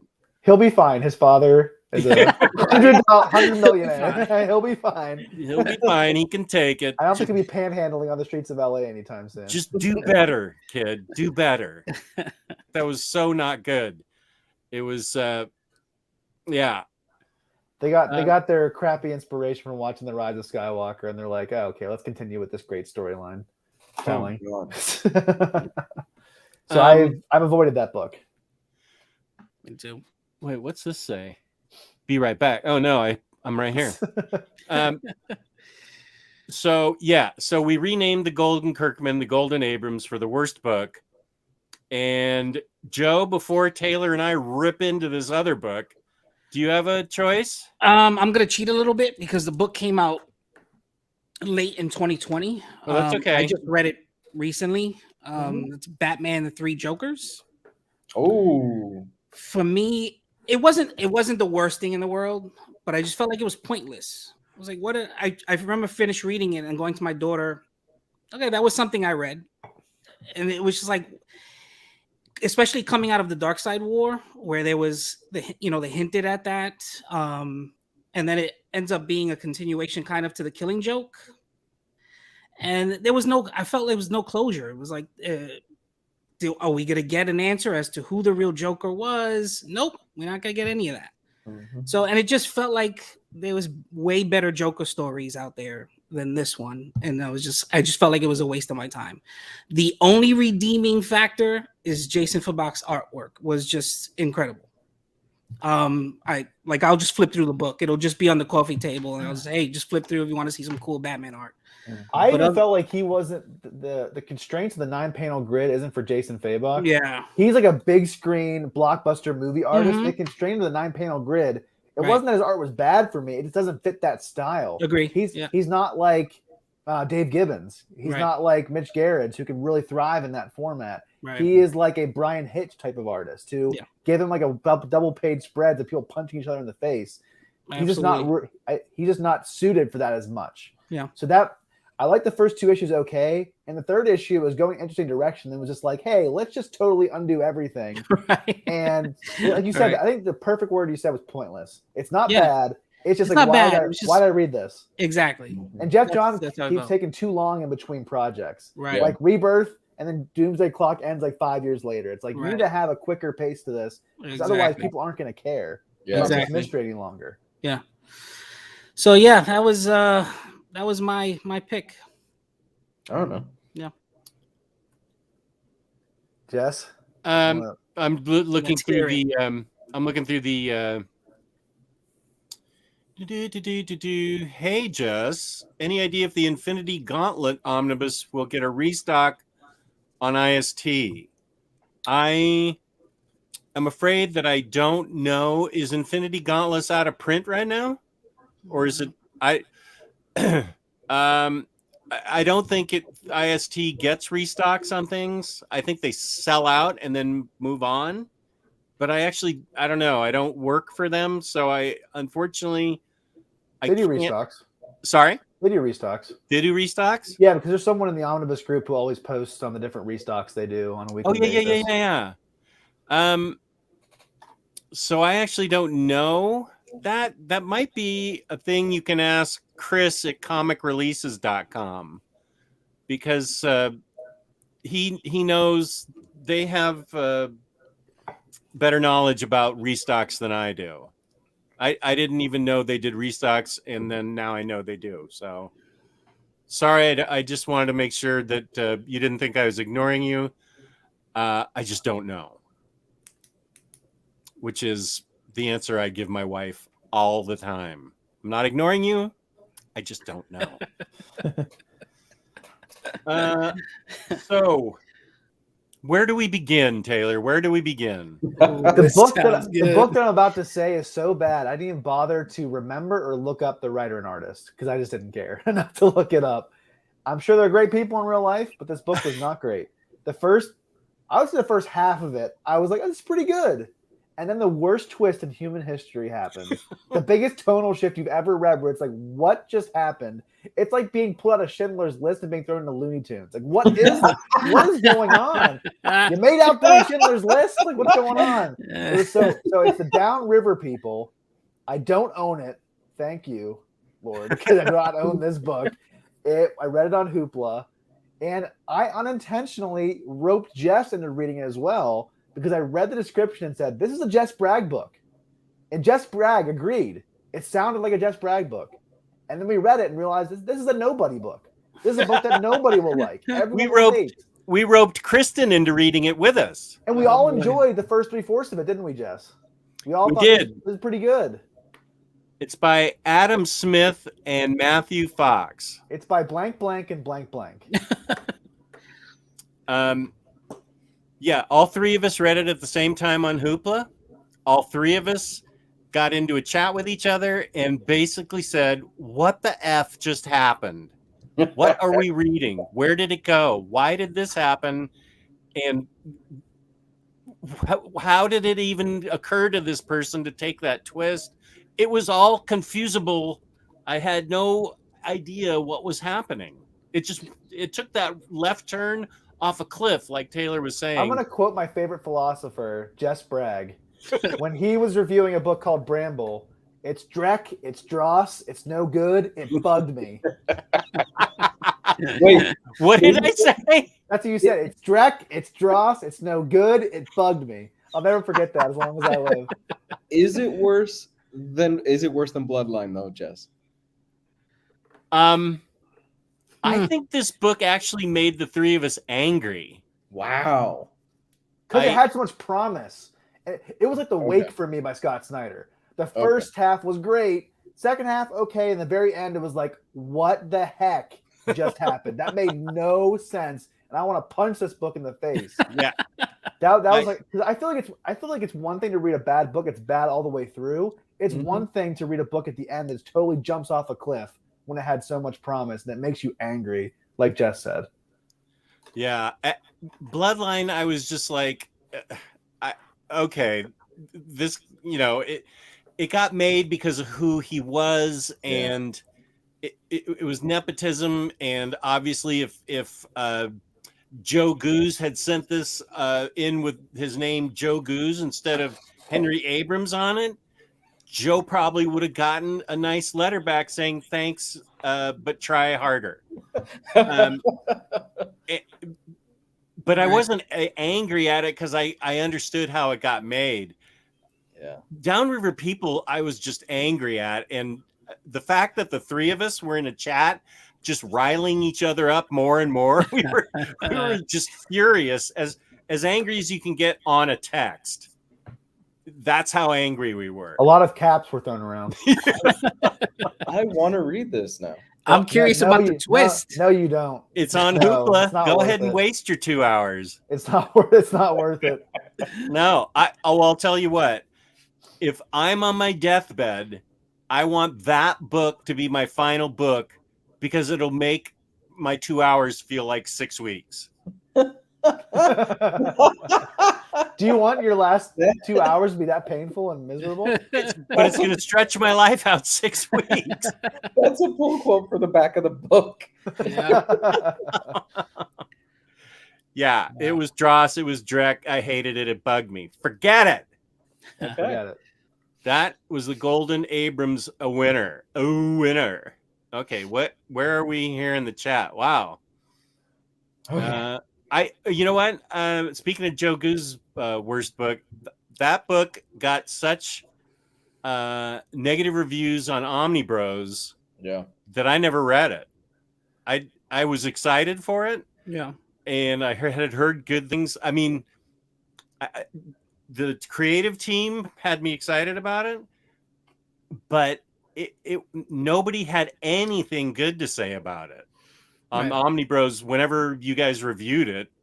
Yeah. When it came out. I mean, I was shocked at how poorly you guys reviewed it. So I After never reading read the first issue, I thought was great. Yeah. That's I was what like, oh, this is gonna be fun. that's what And I heard. then The first issue's really fun. Second issue is and then the third issue was like, okay, nothing happened here. Yeah. I think I was the only one that was like, it was okay. It was largely forgettable, I think is what I said. But I didn't love it. I thought the first issue was great. I really dug the hell out of the first me too. issue. Gabe was the same way. Gabe loved the first issue. He's like, man, this is a cool concept. And then it just slowly kind of felt like, okay, maybe he doesn't know exactly where he's going with this. Right. Or it felt like a project that he had the concept years ago, because this was teased years ago. Right. And it was probably one of those things where it's like, well, fuck, I promised this. So Right. Now I got to make some shit up. It just kind of felt like, I'll use a UFC metaphor for Liz. I know he likes UFC. It's like paying a bunch of money to go to a UFC fight. The crowd's yelling, crowd's excited. The two guys get in there, they throw a couple jabs. All of a sudden, look at the crowd and go, you know what? We're done. See ya. It's like, oh, okay. That was exciting for a few minutes, and they just kind of gave up and just walked out without anything happening. That's pretty accurate. That's pretty accurate, actually. There's some other choices in here. Let's see. Chris Nort didn't care for Die or Department of Truth. I did not like Department of Truth. I like I don't hear Department of great Truth. things about it. And Lou, I realized I disagree with you about crime books with conspiracies, because I loved Black Monday Murders. Okay. And I didn't read it for years because you said you hated it so much. I hated it. And then I checked out. I'm like, I love this book so much. It's great. And then you said you hate Department of Truth, and they're both very similar. And I was like, that must be like a genre that Lou just doesn't latch on to. Yeah. I like more true crime stuff, like the Brubaker and what I'm going to talk about for collected edition. That's my jam. I haven't read Department of Truth, but I also love Black Monday Murders, and I'm going to be responsible for the huge oversized hardcover that it gets, because I'm finally coming back, so that's great news. And I'm going to buy the trade. NFL dude didn't like Age of Apocalypse. Age of Apocalypse. I got the Omnibus header features background. I read it this year, and now I'm a dumber person for experiencing like Billy Madison dialogue. We're all dumber from having listened to it. May God have mercy on you. I award you no points, and may God have mercy on your soul. Jay Nunya, worst crap of the year is Wonder Woman Historia. Oh, I don't want to hear that. I just picked that up. I was kind of excited for that. Is that Phil Jimenez? I had heard good things think about so. it. Okay, because he wrote. I think he wrote. Did he write? Oh, no, isn't that Kelly Sue DeConnick and Phil Jimenez? It's Kelly Sue. Oh, so Lou is not going to like it. Kelly Lou DeConnick. I probably will not be reading it. I don't care what year it is. Every year I'm putting forward Sam Humphries' Harley Quinn as my worst book. Sam Humphries and Steve Orlando are definitely in the same category for me. Oofa. Steve Orlando was runner-up for the worst this year. Joker Puzzle Box for the absolute worst of the year. Lou, did you read Steve Orlando's The Pool from TKO? No, but I read the first issue of Grimlock, and it made me want to throw him into it. The Pool by him last year was my least favorite book by a long shot. Yeah. It was. You ever read some books where you read it quickly because you're so excited and enamored by it? There's some books you read quickly because you want out of your life. That was The Pool. Get out of here. How do you not make Grimlock interesting? It's Grimlock. You have him fight and tear stuff up. He's a dinosaur robot. How do you make that boring? Steve Orlando will find a way. Texas Gaming Comics says Infinity Gauntlet is getting a reprint soon for Jeffy Nat, I guess. Every Marvel book will get a reprint soon. Yeah. We're in the age of Omar. Sorry, Jess. We're in the age of Omar of reprints. Yeah. I'm just Downriver's on CU2. I won't be wasting my time with it. I couldn't pour root beer on it because it was on my iPad. If you truly hate it, Jess, you'll dump up root beer on your iPad too. No, I'm not doing that. That book got a 4 out of 5, and I am on Amazon. Well, then it must have had a bunch of 5 out of 5s because we put in a bunch of 0 out of 5. My Golden Abrams Award goes to the current X titles. Even Hickman is having trouble making them interesting. Whoa. Hot take. Hot take. Hot take time. There's too many of them. I think that's the issue, and I think Taylor and I both agree with you there. We're doing a show about that at some point, Lou. We're going to call it "Why the X-Men Annoy Us." I loved the era of Powers of X and House of X. Two books. Now it's a bajillion books. Right. I don't want to read all of them. There's too many of them, and I think the central core of what Hickman was writing is getting lost. Diluted. So crap.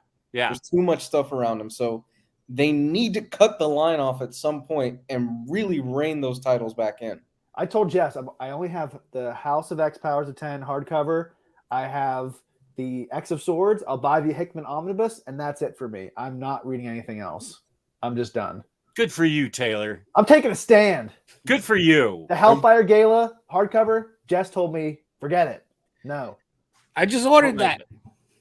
Well, good for you. I hope you enjoy it. No, but Jess helped me to understand, didn't meet my criteria of things that have to be read to understand the story. Right. I got it too, Joe. I mean, I ordered it and it'll show up in the summer. I'm going to read it just because I want to read all of it. Me too, yeah. But for Taylor, he's got a baby on the way. Time is short. He's got a toddler. No. Time is short. Time is short. He's on his he's on a timetable here of Taylor time is getting less and less. Yeah, so. Taylor time, the window's shrinking. Okay. So that leaves us 2 categories. And one of them is my own category, so it'll be short. But this is going to be. Thanks for including us. Well, you can. Once I say it, you can come up with one of your own. This is best BEST collected. I should just put best book. Edition.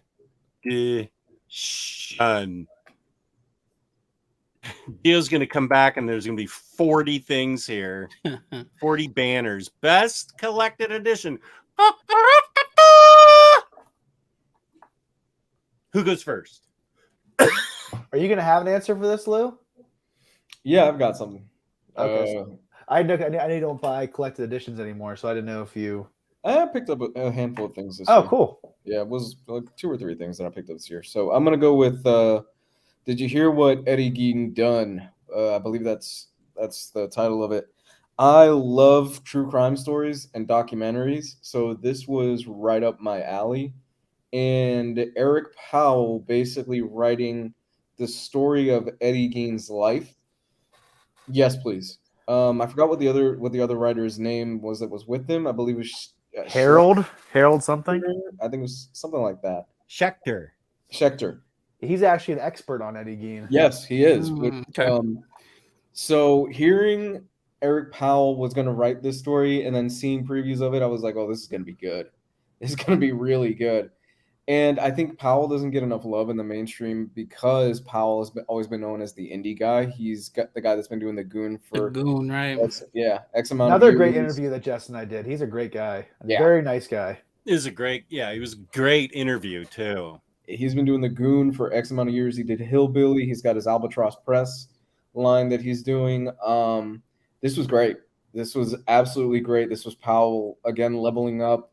And him tackling the true, really gruesome and weird life story of Eddie Gein and seeing how his upbringing kind of led into becoming the monster that he eventually did become was fascinating. I will advise that this is not a book for everybody. This is it's a slow burn. And 2, it's really gruesome. There's a lot of stuff in here that will make your stomach wince a little bit because it's true. That's kind of what makes it even more of a horror book than a lot of the horror stuff that I typically read. That's a good point. It's true. Everything you're reading here that he did and all the really weird shit and nasty stuff that he did was all real. He ate food out of skulls, that he killed people, and he cut people's skin up and he wore it and stuff like that. He was also the inspiration for my favorite slasher, Leatherface. This And Silence of the Lambs too, right? And Norman Bates. Norman Bates, yes, he was. That was a really cool part of the book where they kind of incorporate into how our fascination with serial killers as a culture. Yes. And how he really inspired pop culture serial killers like Norman Bates, Yes. Leatherface, all the ones that you said. That was the most fascinating part of the book for me. Right. And at the beginning, you actually have, it starts with Hitchcock. Hitchcock answering about Norman Bates and stuff like that. Oh, wow. I got to read this. Dude, it's good. It's Gotta check this really out. good. Have your 6-year-old daughter bring it to you now. Yeah. And have Happy her flip to toddler the bringing pages in. that she, yeah. Let me just say, if you're someone who spent the past month watching Christmas Lifetime movies, this probably isn't the book for you. No, Yeah. no, It's it's not. probably not. This book was I was loved it. 5 out of 5 stars for me, but it's also a book that I almost gave away because I wasn't sure that I was going to ever read it again because it's such a difficult subject. It pulls no punches. It's incredibly well researched. It's beautifully drawn. I mean, I'm just saying the illustrations, Eric Powell's amazing, but it is stomach churning. And as Lou said, it's even worse because it all happened. And I ended up keeping it. I mean, I can look at it right now. That's how I got Harold Schechter's name so quickly, but it's going to be a while before I can read that again. I decided to keep it because I think it's an important book. But it's gruesome, man. I mean, this is not something to give to anybody who has any kind of lightness in their life. This is only for like people with demon seeds in them, like me and Taylor. It has the Dark Minister seal of approval. So if you know somebody that loves those true crime documentaries on Netflix about serial killers and like the show Mindhunter, this is probably something you could give them and they would really dig this. But like I said, it's rough. Yeah. But it's definitely a book you could give somebody to show what comics are capable of. It's not just superheroes, even though we all love superheroes. It's actually literature like Watchmen, Eddie Gein, a bunch of other books as well. You can show people what this medium is capable of. Because a lot of times people confuse the genre of superheroes with the medium of comics. And a medium and a genre are two different things. As a medium, comics can accomplish anything and tackle any genre. It's not just superheroes. There's a book that really shows that. Fair. Well said. So, okay, here's a question. Does it glorify the killer at all, or does it handle it with taste? It doesn't glorify him. It tells you the facts. Lays it all out. This is this is who he was. This was his upbringing. This is what he did, and this is how his life ended. That's just straight facts. It doesn't put him on a pedestal, and in fact, it pretty much straightforward says this guy was fucked up from the beginning. And, but I feel like it was also empathetic towards him to a point of like, hey, obviously what he did is unjustifiable, but here's what led up to that. Here's what the things that were done to him. That it was like the nature versus nurture type of thing. How much of this was inborn and how much of it was kind of nurtured within him? That's always the question that people ask about this kind of stuff. Like, what started this? Why did this happen? Was this person born with something different in them? Or was it part of their environment? Was there even a religious aspect to it? Because at the very beginning, she's cursing out God, saying, "Why did you give me a boy? I didn't want a boy." This is his mother. Yeah, his mother. Yeah. His mother's almost more disturbing than he is. Oh yeah. Kind of like the mom in Carrie. Yeah, very similar to that. Yeah. So let's see. A lot of people chiming in with their best collected edition, which I will address after we talk about it. Joe, what was your best collected edition or book? Something similar to the slipcase. The much anticipated slipcase. Is that the slipcase? It is. Yeah. Oh wow, good for you. It was just. It had everything, right? I was eagerly anticipating it. It's Tinian. or the new way we're pronouncing it now. Tiny and onion. then the story elements, right? You have I love Erica Slaughter now. The imagery of her, the mask around her face. I want to know more about the House of Slaughter. It opened up this whole big world for me now that I want to know more of. The presentation of the book, the slipcase, it's nice. It's not needed, but I think it's cool to look at. But yeah, that was why I picked that. I thought it was choice. The dialogue, the writing, everything was just really. Yeah. I There's love just how it can certain- contain story in a way. Like it wraps up one chapter. And exactly. then it's almost like an anthology, it Right. looks like, which is really cool. So it tells like a really complete, cool Right. story, but they don't move on and tell another cool story somewhere else. Yeah. And like I said before, I love Erica Slaughter. I love her like quippiness. She could be sarcastic, and she's like the renegade for the House of Slaughter. I liked it a lot, so that's why I picked that. I don't have the slipcase, but I do love the hardcover that I got. Slipcase is not needed. I ordered the slipcase of Nightwing, so I'm looking forward to that. Well, tell us about that in 2025, Jess. I will. That's when I'll get a chance to read it. What's your pick, Jeff?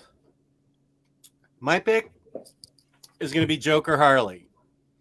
You already heard me talk about the art, and the art is a big contributor to this. But it was between this and Monsters by Barry Windsor Smith. Those were my two top books of the year, and I just went with this. This is not your usual Harley. This is Harley like you've never seen her before. She is like unrecognizable. She just happens to be named Harley Quinn, as an extremely smart and intelligent and amazing private investigator. I feel Cami Garcia, I had to have done a lot of research as far as this being a crime procedural book. I think that both Taylor and Lou would appreciate it from the true crime perspective. She's hunting down this killer that has disappeared for 5 years and has all of a sudden resurfaced, and it does an amazing job of not only giving us the background and the intel on Harley Quinn, but also on the serial killer and what motivates him, what his past was like, and how she goes about trying to find him. And this Harley Quinn kicks ass, takes down names, chews bubblegum, but all out of bubblegum, et cetera, et cetera. And she is she's fascinating to me. I just think that the way Cami Garcia went about building, they sort of hunt each other, Harley and Joker. At some point, Joker starts hunting her. And I don't want to say anything else except that I think as a crime procedural book, it seemed like real life, true crime type to me. He ups the ante. He sees his serial killings as art. And she's able to decipher the messages that he's leaving at every different crime scene. Only she's able to figure it out because the sort of by the book cops that are there aren't getting it, but Commissioner Gordon is giving her a long leash. He ups the ante every time, and how she keeps weaving in and out to try and keep him from committing more crimes. I thought it was fascinating, and I thought it was brilliant. It was a super page turner for me. And I had only read like young adult books like Beast Boy and whatever else the young adult books are that Cami Garcia's written. this was a big surprise to me, and I just thought this was epic and amazing and interesting. And it's not the Harley that you know. I did a video on it and the Murphyverse Harley book this year, and I said Harley Quinn grows up. Yeah. They're two. That's also one of my top books of the year, the Murphy book, Harley Quinn, because it treats her not as the slapstick fourth wall breaking character, but as a serious person. And that's what I liked about the Murphyverse book, and that's what I liked about this, is that she's a real person dealing with real problems, solving real crimes. Okay. Oh, and I'm that excited was to read it, Jess. I'm excited. It's the best collected edition. Yeah, so whenever I heard this category, oh, sorry, I know you're still going. No, go ahead. I'm done. Whenever I heard this category, I thought of the best put together collected edition, the one that's like the best bang for your buck, has the most stuff in it. And for me, the faraway winner for that is The Last God. I think it just has the most involved in terms of its back matter, its interludes, its world building. I mean, there's the map here as well on the back of the cover, which Jess showed off. Like, this is just really cool. You can, as a smaller map, and then it has a huge map that you can unfold. I just think in terms of how much content is put in here, you can't really get better than The Last God for this year in terms of collected editions. And there's just so much going into it. Philip Kennedy Johnson told us in our interview, he spent a month just world building. Nothing else besides world building. And it's really obvious by all the interludes, all the back matter, the maps. He put a lot of thought and effort into this. And whoever put this book together put a lot of thought and care into it as well, which isn't always the case with DC. So someone really did it right with this one. And that book, I mean, as I said when I showed it earlier, he gets down to writing the music that goes into their children's songs and the songs that they sing. He even sang it for us on the show. He was like singing, but he actually knew like the actual like musical beats to it and everything, and he was like singing it for us.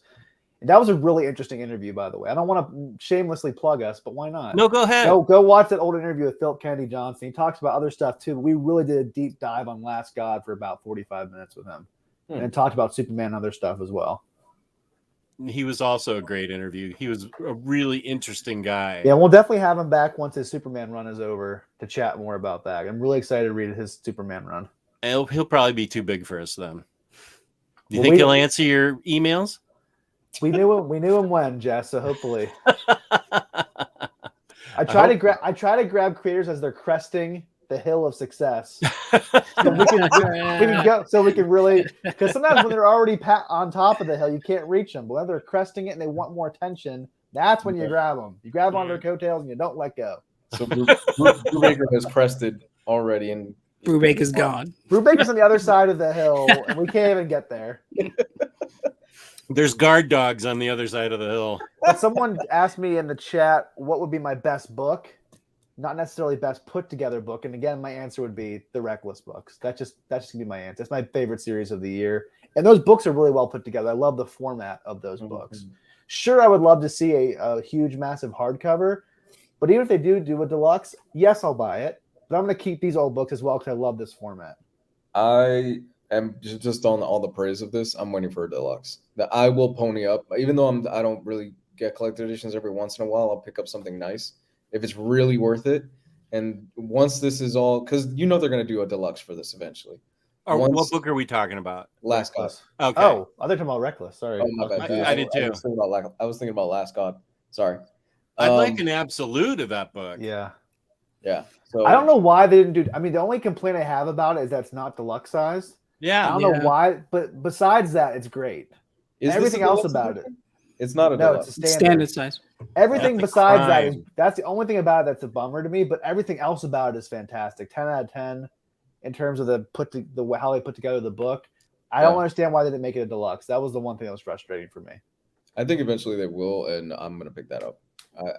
I've been tempted for a while to read the digital version, but this is one where I'm like, I really want to own this. It reads a lot better because it's hard on digital. Keep going back and forth with stuff. Yeah. You're gonna go back and forth a lot in the pages. It's a lot easier with a physical edition.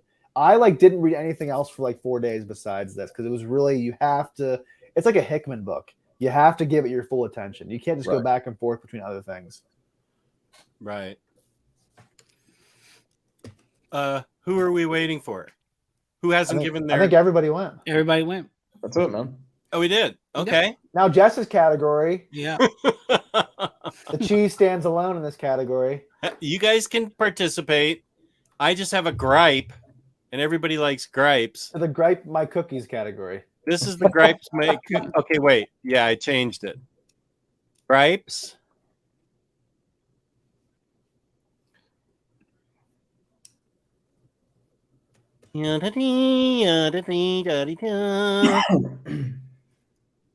Okay, this gripes my cookies. This is the worst publisher of the year, and it will come as no surprise to anybody that knows me that will know that this is who the publisher I'm talking about because they're capable of great things. I've seen great things from them before. This was not one of them. I'm talking about the full price that I paid for the Hate box set from Fantagraphics. Do you have the Holiday Inn note?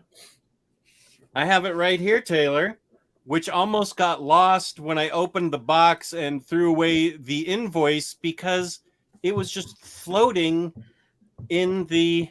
Oh wow! It was just floating in the funniest thing ever. In the styrofoam. This was floating in the styrofoam next to the invoice. I wish that he had just signed a receipt and put it in there. like a CVS receipt, the really long one, just fold it up and put it in there. I paid full price for this because I wanted I love Hate. I love everything Pete P-Bag has done. I've got Neat Stuff collection. I've got like all the Buddy Bradley stuff. I've got everything. I used to have it in singles. I had it in trades. So when this was coming out, the complete Hate, I thought, yes, I can't wait to get the really cool signed bookplate. No, this is not cool, Fantagraphics.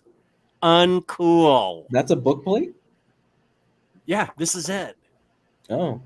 This is the second time, right, Jess? Is it Fantagraphics that did it the last time as well, or is this the only? This is the only time. Oh, okay. Because then Monsters came out from Fantagraphics, right. And I thought with a signed bookplate, and I said, "Oh no, you're not fooling me again." And it was a beautiful signed bookplate with Barry Windsor Smith in there, and now it's sold out, and I can't get it. So I'm a double loser. There has to be something for me here. Yeah. You at least got the signature. Oh. That's a good one, but it doesn't relate to this at all. Down. I can just hear him saying that. Yeah, the gripes my cookies for me is the X-Men rant that I had before. So I'll count that as my gripes my cookies category. Okay. Hey, anybody that has a gripe, go ahead. Then we'll pick the winner. I don't have a gripe. I got nothing, man. I think you win, Jess, because I didn't get a napkin that was sent to me with the author's signature on it. That would be the best thing ever. Is the Marriott written at the bottom of it? A COVID tissue that he sneezed into and signed it. That would have been the only way it could have been worse. Oh, I bet if you turn it around, it's like a Marriott card or something. Yeah, basically it was the Holiday Inn memo pad that they signed to give you. And I honestly almost threw it out with the invoice because I pulled out the invoice and it was like statically attached and it fell to the ground. Boy. And I go, what is this? Oh, shit. What? Did you complain to them? I am now. I know if you sent them something like I didn't. Okay. A strong-worded email. My wife is the queen of taking surveys. Whenever things don't go well at a restaurant or like a business, she'll passive aggressively take a survey. What is it? Per my last email, Lou? Per my last email. Yeah, the area of grievances. I have a lot of problems with you people, and you're going to hear all about it. So let's see what some other people's choices were. Okay, wait. Just to vote for Mike Grell's Green Arrow. Best collected was Spawn Compendium. You make me want to Volume yawn. one. You make me want to yawn, Lou. My bad, man. I'm trying to stifle it. It's 2 hours. Well, Lars, you're kind of missing out, I think, but it's up to you. Yeah, my wife saw that book on her counter when I was reading it, and she's like, "What a great book for another new for a father with a second kid coming into the world, and to read this book." Last God is amazing. I was so surprised at how good that Harley Joker book is because I read Jaime Garcia's most known book series, and it's Twilight levels cringy bad. Well, I didn't know about that. Mad late to the party, but what up, OmniBros? Good to see Joe on the show. What's up? Here's Joe fan. Spoonful of Brody Monsters was my favorite book of the year, but I can't deny Last God was probably the best put together book. We answered that. Triscotti says Last God is brilliant. N-Man 40, Mad Men Library Edition Volume 1, UXM Volume 4, Omnibus Inferno. Hey, you can't keep naming books. One book. Here we go, everybody, and then we'll do the gift card. What's your most anticipated 2022 book? For me, it's Nightwing. Parker Martini edition, The Last Call, is definitely the one for me. Alex Ross, Fantastic Four. Ooh. Oh, And Yeah. I'm waiting That's a good for the Ed Brubaker Immortal Iron Fist reprint. oh yeah, that'd be good too. Very good choice. Mhm. But that Last Okay. Call Parker Martini edition, that's been delayed so many times. I need that in my collection. I need to have it. That's an easy buy for me. That completely is. Is it? It's a collection of everything, or is it the second? No, it's the second one. They It's the second one. they reprinted the first one, and they're coming out with the second one. Hopefully next year. It's Isn't been delayed Brubaker- many times. Isn't Brubaker rumored to be doing? Brubaker and Phillips are doing like an 18-page story, Oh my god! and it's not. They didn't want to do an actual Parker story, but they're doing another story that was written by Donald Westlake, a different series character. Wow. So they're gonna be doing a story. He's the only person to ever write Richard Stark, Donald Westlake character besides the actual writer himself. Wow. The Wheeze says, what gripes my cookies is the shipping delays. Nothing like 0 Omnis for 6 to 8 weeks and 12 coming out the same week. Yeah.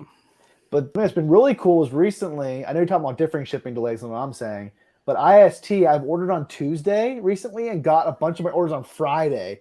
That hasn't IST happened is in- super fast. If you order the UPS ground, don't order Yep. the USPS because USPS is a mess right now. If you pay It's the extra horrible. the extra $4 is worth it, guys. Pay the extra $4. Yeah. Yeah, great opportunity for this ad, Jess. Yeah. Dude, they shipped my last set of shoes to me, USPS. It was stuck in Atlanta for almost 4 days. I thought Wow. IST who shipped you shoes. I for a thought second. you meant that too. I was like, No, what? no. Oh, IST's branching out and doing shoes now. That's pretty cool. It took 4 days to get out of Atlanta. I was like, this is ridiculous. I thought somebody stole them at that point. All right. Okay, let me get rid of that. No, wait, that. And we'll go to last call for IST gift card as I am going to, let's see if this works. Share screen, Chrome tab, giveaway tool. Okay, can you guys see that? Yep. All right, let's see what we got. Okay. Good luck, everybody. Wait, who was the guy I corrected? I want to remember if that was his name. If he gets drawn. Oh, Hopefully I I'll remember. forgot. Hopefully I'll remember if I see him. IST gift carf. Yeah, that guy. Here we go. That was quick. That's it. Oh, I was like, whoa. Wait, is that it? I don't know. Venom Spawn. Oh, I didn't even see it. Oh, that No, was it wasn't What my do you mean you guy. didn't see it? It delayed. froze up It's on very- a it's very couple of delayed. different names. There were 2 people that thought they just won and are probably really pissed off in the chat right now. It does that all the time. It slows down at the last ones. I'm happy for you, Venom Spawn, and I'm so sorry, Hal Jordan. I was rooting for you, buddy. You're my favorite Green Lantern. Congrats, man. Congratulations, Venom Spawn. Send your real name and your IST email address Okay, wait. Now I'm bouncing. Wait, let's see. And in the body of the email, type Jess. What did you think about Nightwing by Tom Taylor? See, To claim your gift card. I'm leaving that up there all night, so it blocks you, Taylor. omnibroslive@gmail.com, Venom Spawn. Send your real name and your IST email, and I will submit them to IST and give them a few days, and it will be in your account. So once again, congratulations to Venom Spawn. omnibroslive@gmail. Send us your real name and your IST email. Mm-hmm. And congratulations. Everybody's saying congratulations. So let's unshare. Whoop. Okay, good. There we are. And doop-de-doo. Let's get, okay, omnibroslive@gmail. Send it in. Yeah, blah-blah-blah. Okay, good. So there it was. Are the Omnis for 2022. Thanks to Joe and Taylor for joining us on this show. Mm-hmm. Anytime. Thanks for having me. It was a blast. Well, we were so pleased that you could join us. And I guess I can take this off. This was fun. Taylor, where can they find you on social media? They can find me at Minister of Comics on Instagram. I just posted my top 10 reads of the year, so go check that out. You'll probably see a lot of the same books I talked about tonight. I'll also be on OmniDog's Vault, Batteries in the Batcave, this Saturday, talking about our reading and collecting goals. We are. And Jess might be overwhelmed in the thumbnail of that, so be looking on the lookout for that thumbnail. I have to create that. Yes. Oh, and Venom Spawn is still in the chat. There you go, buddy. Sweet. You're going to look real foolish if his government name is Venom S. Pawn. Hayden, I'll be very disappointed if there's no memes in my inbox after this. Biggest surprise, no Marvel book mention at all. That's interesting. It is interesting. Wow. Good. I mentioned Spider-Man, Spider Shadow. Oh, yeah. Okay, so take it back, Raphael. We did mention one. Bloodline was my worst book of the year. I did mention Only Wolverine. Only Wolverine was part of the Tom Taylor year because the Omnibus came out this year. So I did mention That's a two. good honorable mention. Right? Oh, yeah, and I mentioned Black Widow. Okay, so Raphael was obviously smoking crack during those words. Yeah, all you crack smokers, what's going on? And me and Jess want some, so hit us up. Yeah. My next trip to Pittsburgh needs to include a tour of the crack dens. Okay, well, this really went in a direction I wasn't expecting. But I'm not complaining though. Comics Guy, where can they find you on the internet? Comics Guy 101 on Twitter and Comics Guy 101 on YouTube, where you can see an archive of old videos. And Joe, do you have any internet or anything that you want to plug? Just Instagram, Joe Goose 127. That's it. Right on. And you can find me on OmniDog's Vault on YouTube and OmniDogs_Vault on Instagram. And we'd like to thank InStockTrades.com for being our sponsor. Thank you to everybody who participated in the chat. Thank you to everybody watching afterwards. Thank you to our great guests that appeared tonight. It was a lot of fun. And peace and love. Thank you all very much for watching the 81st annual Omnis. It was a real honor. Okay, let me see if I can do the outro. Now here we have some technical difficulties. Wait, no, where is it? Oh, where did he put it? Oh, okay, there it is. In broadcast. No, thanks for watching. There it is. Good night, guys.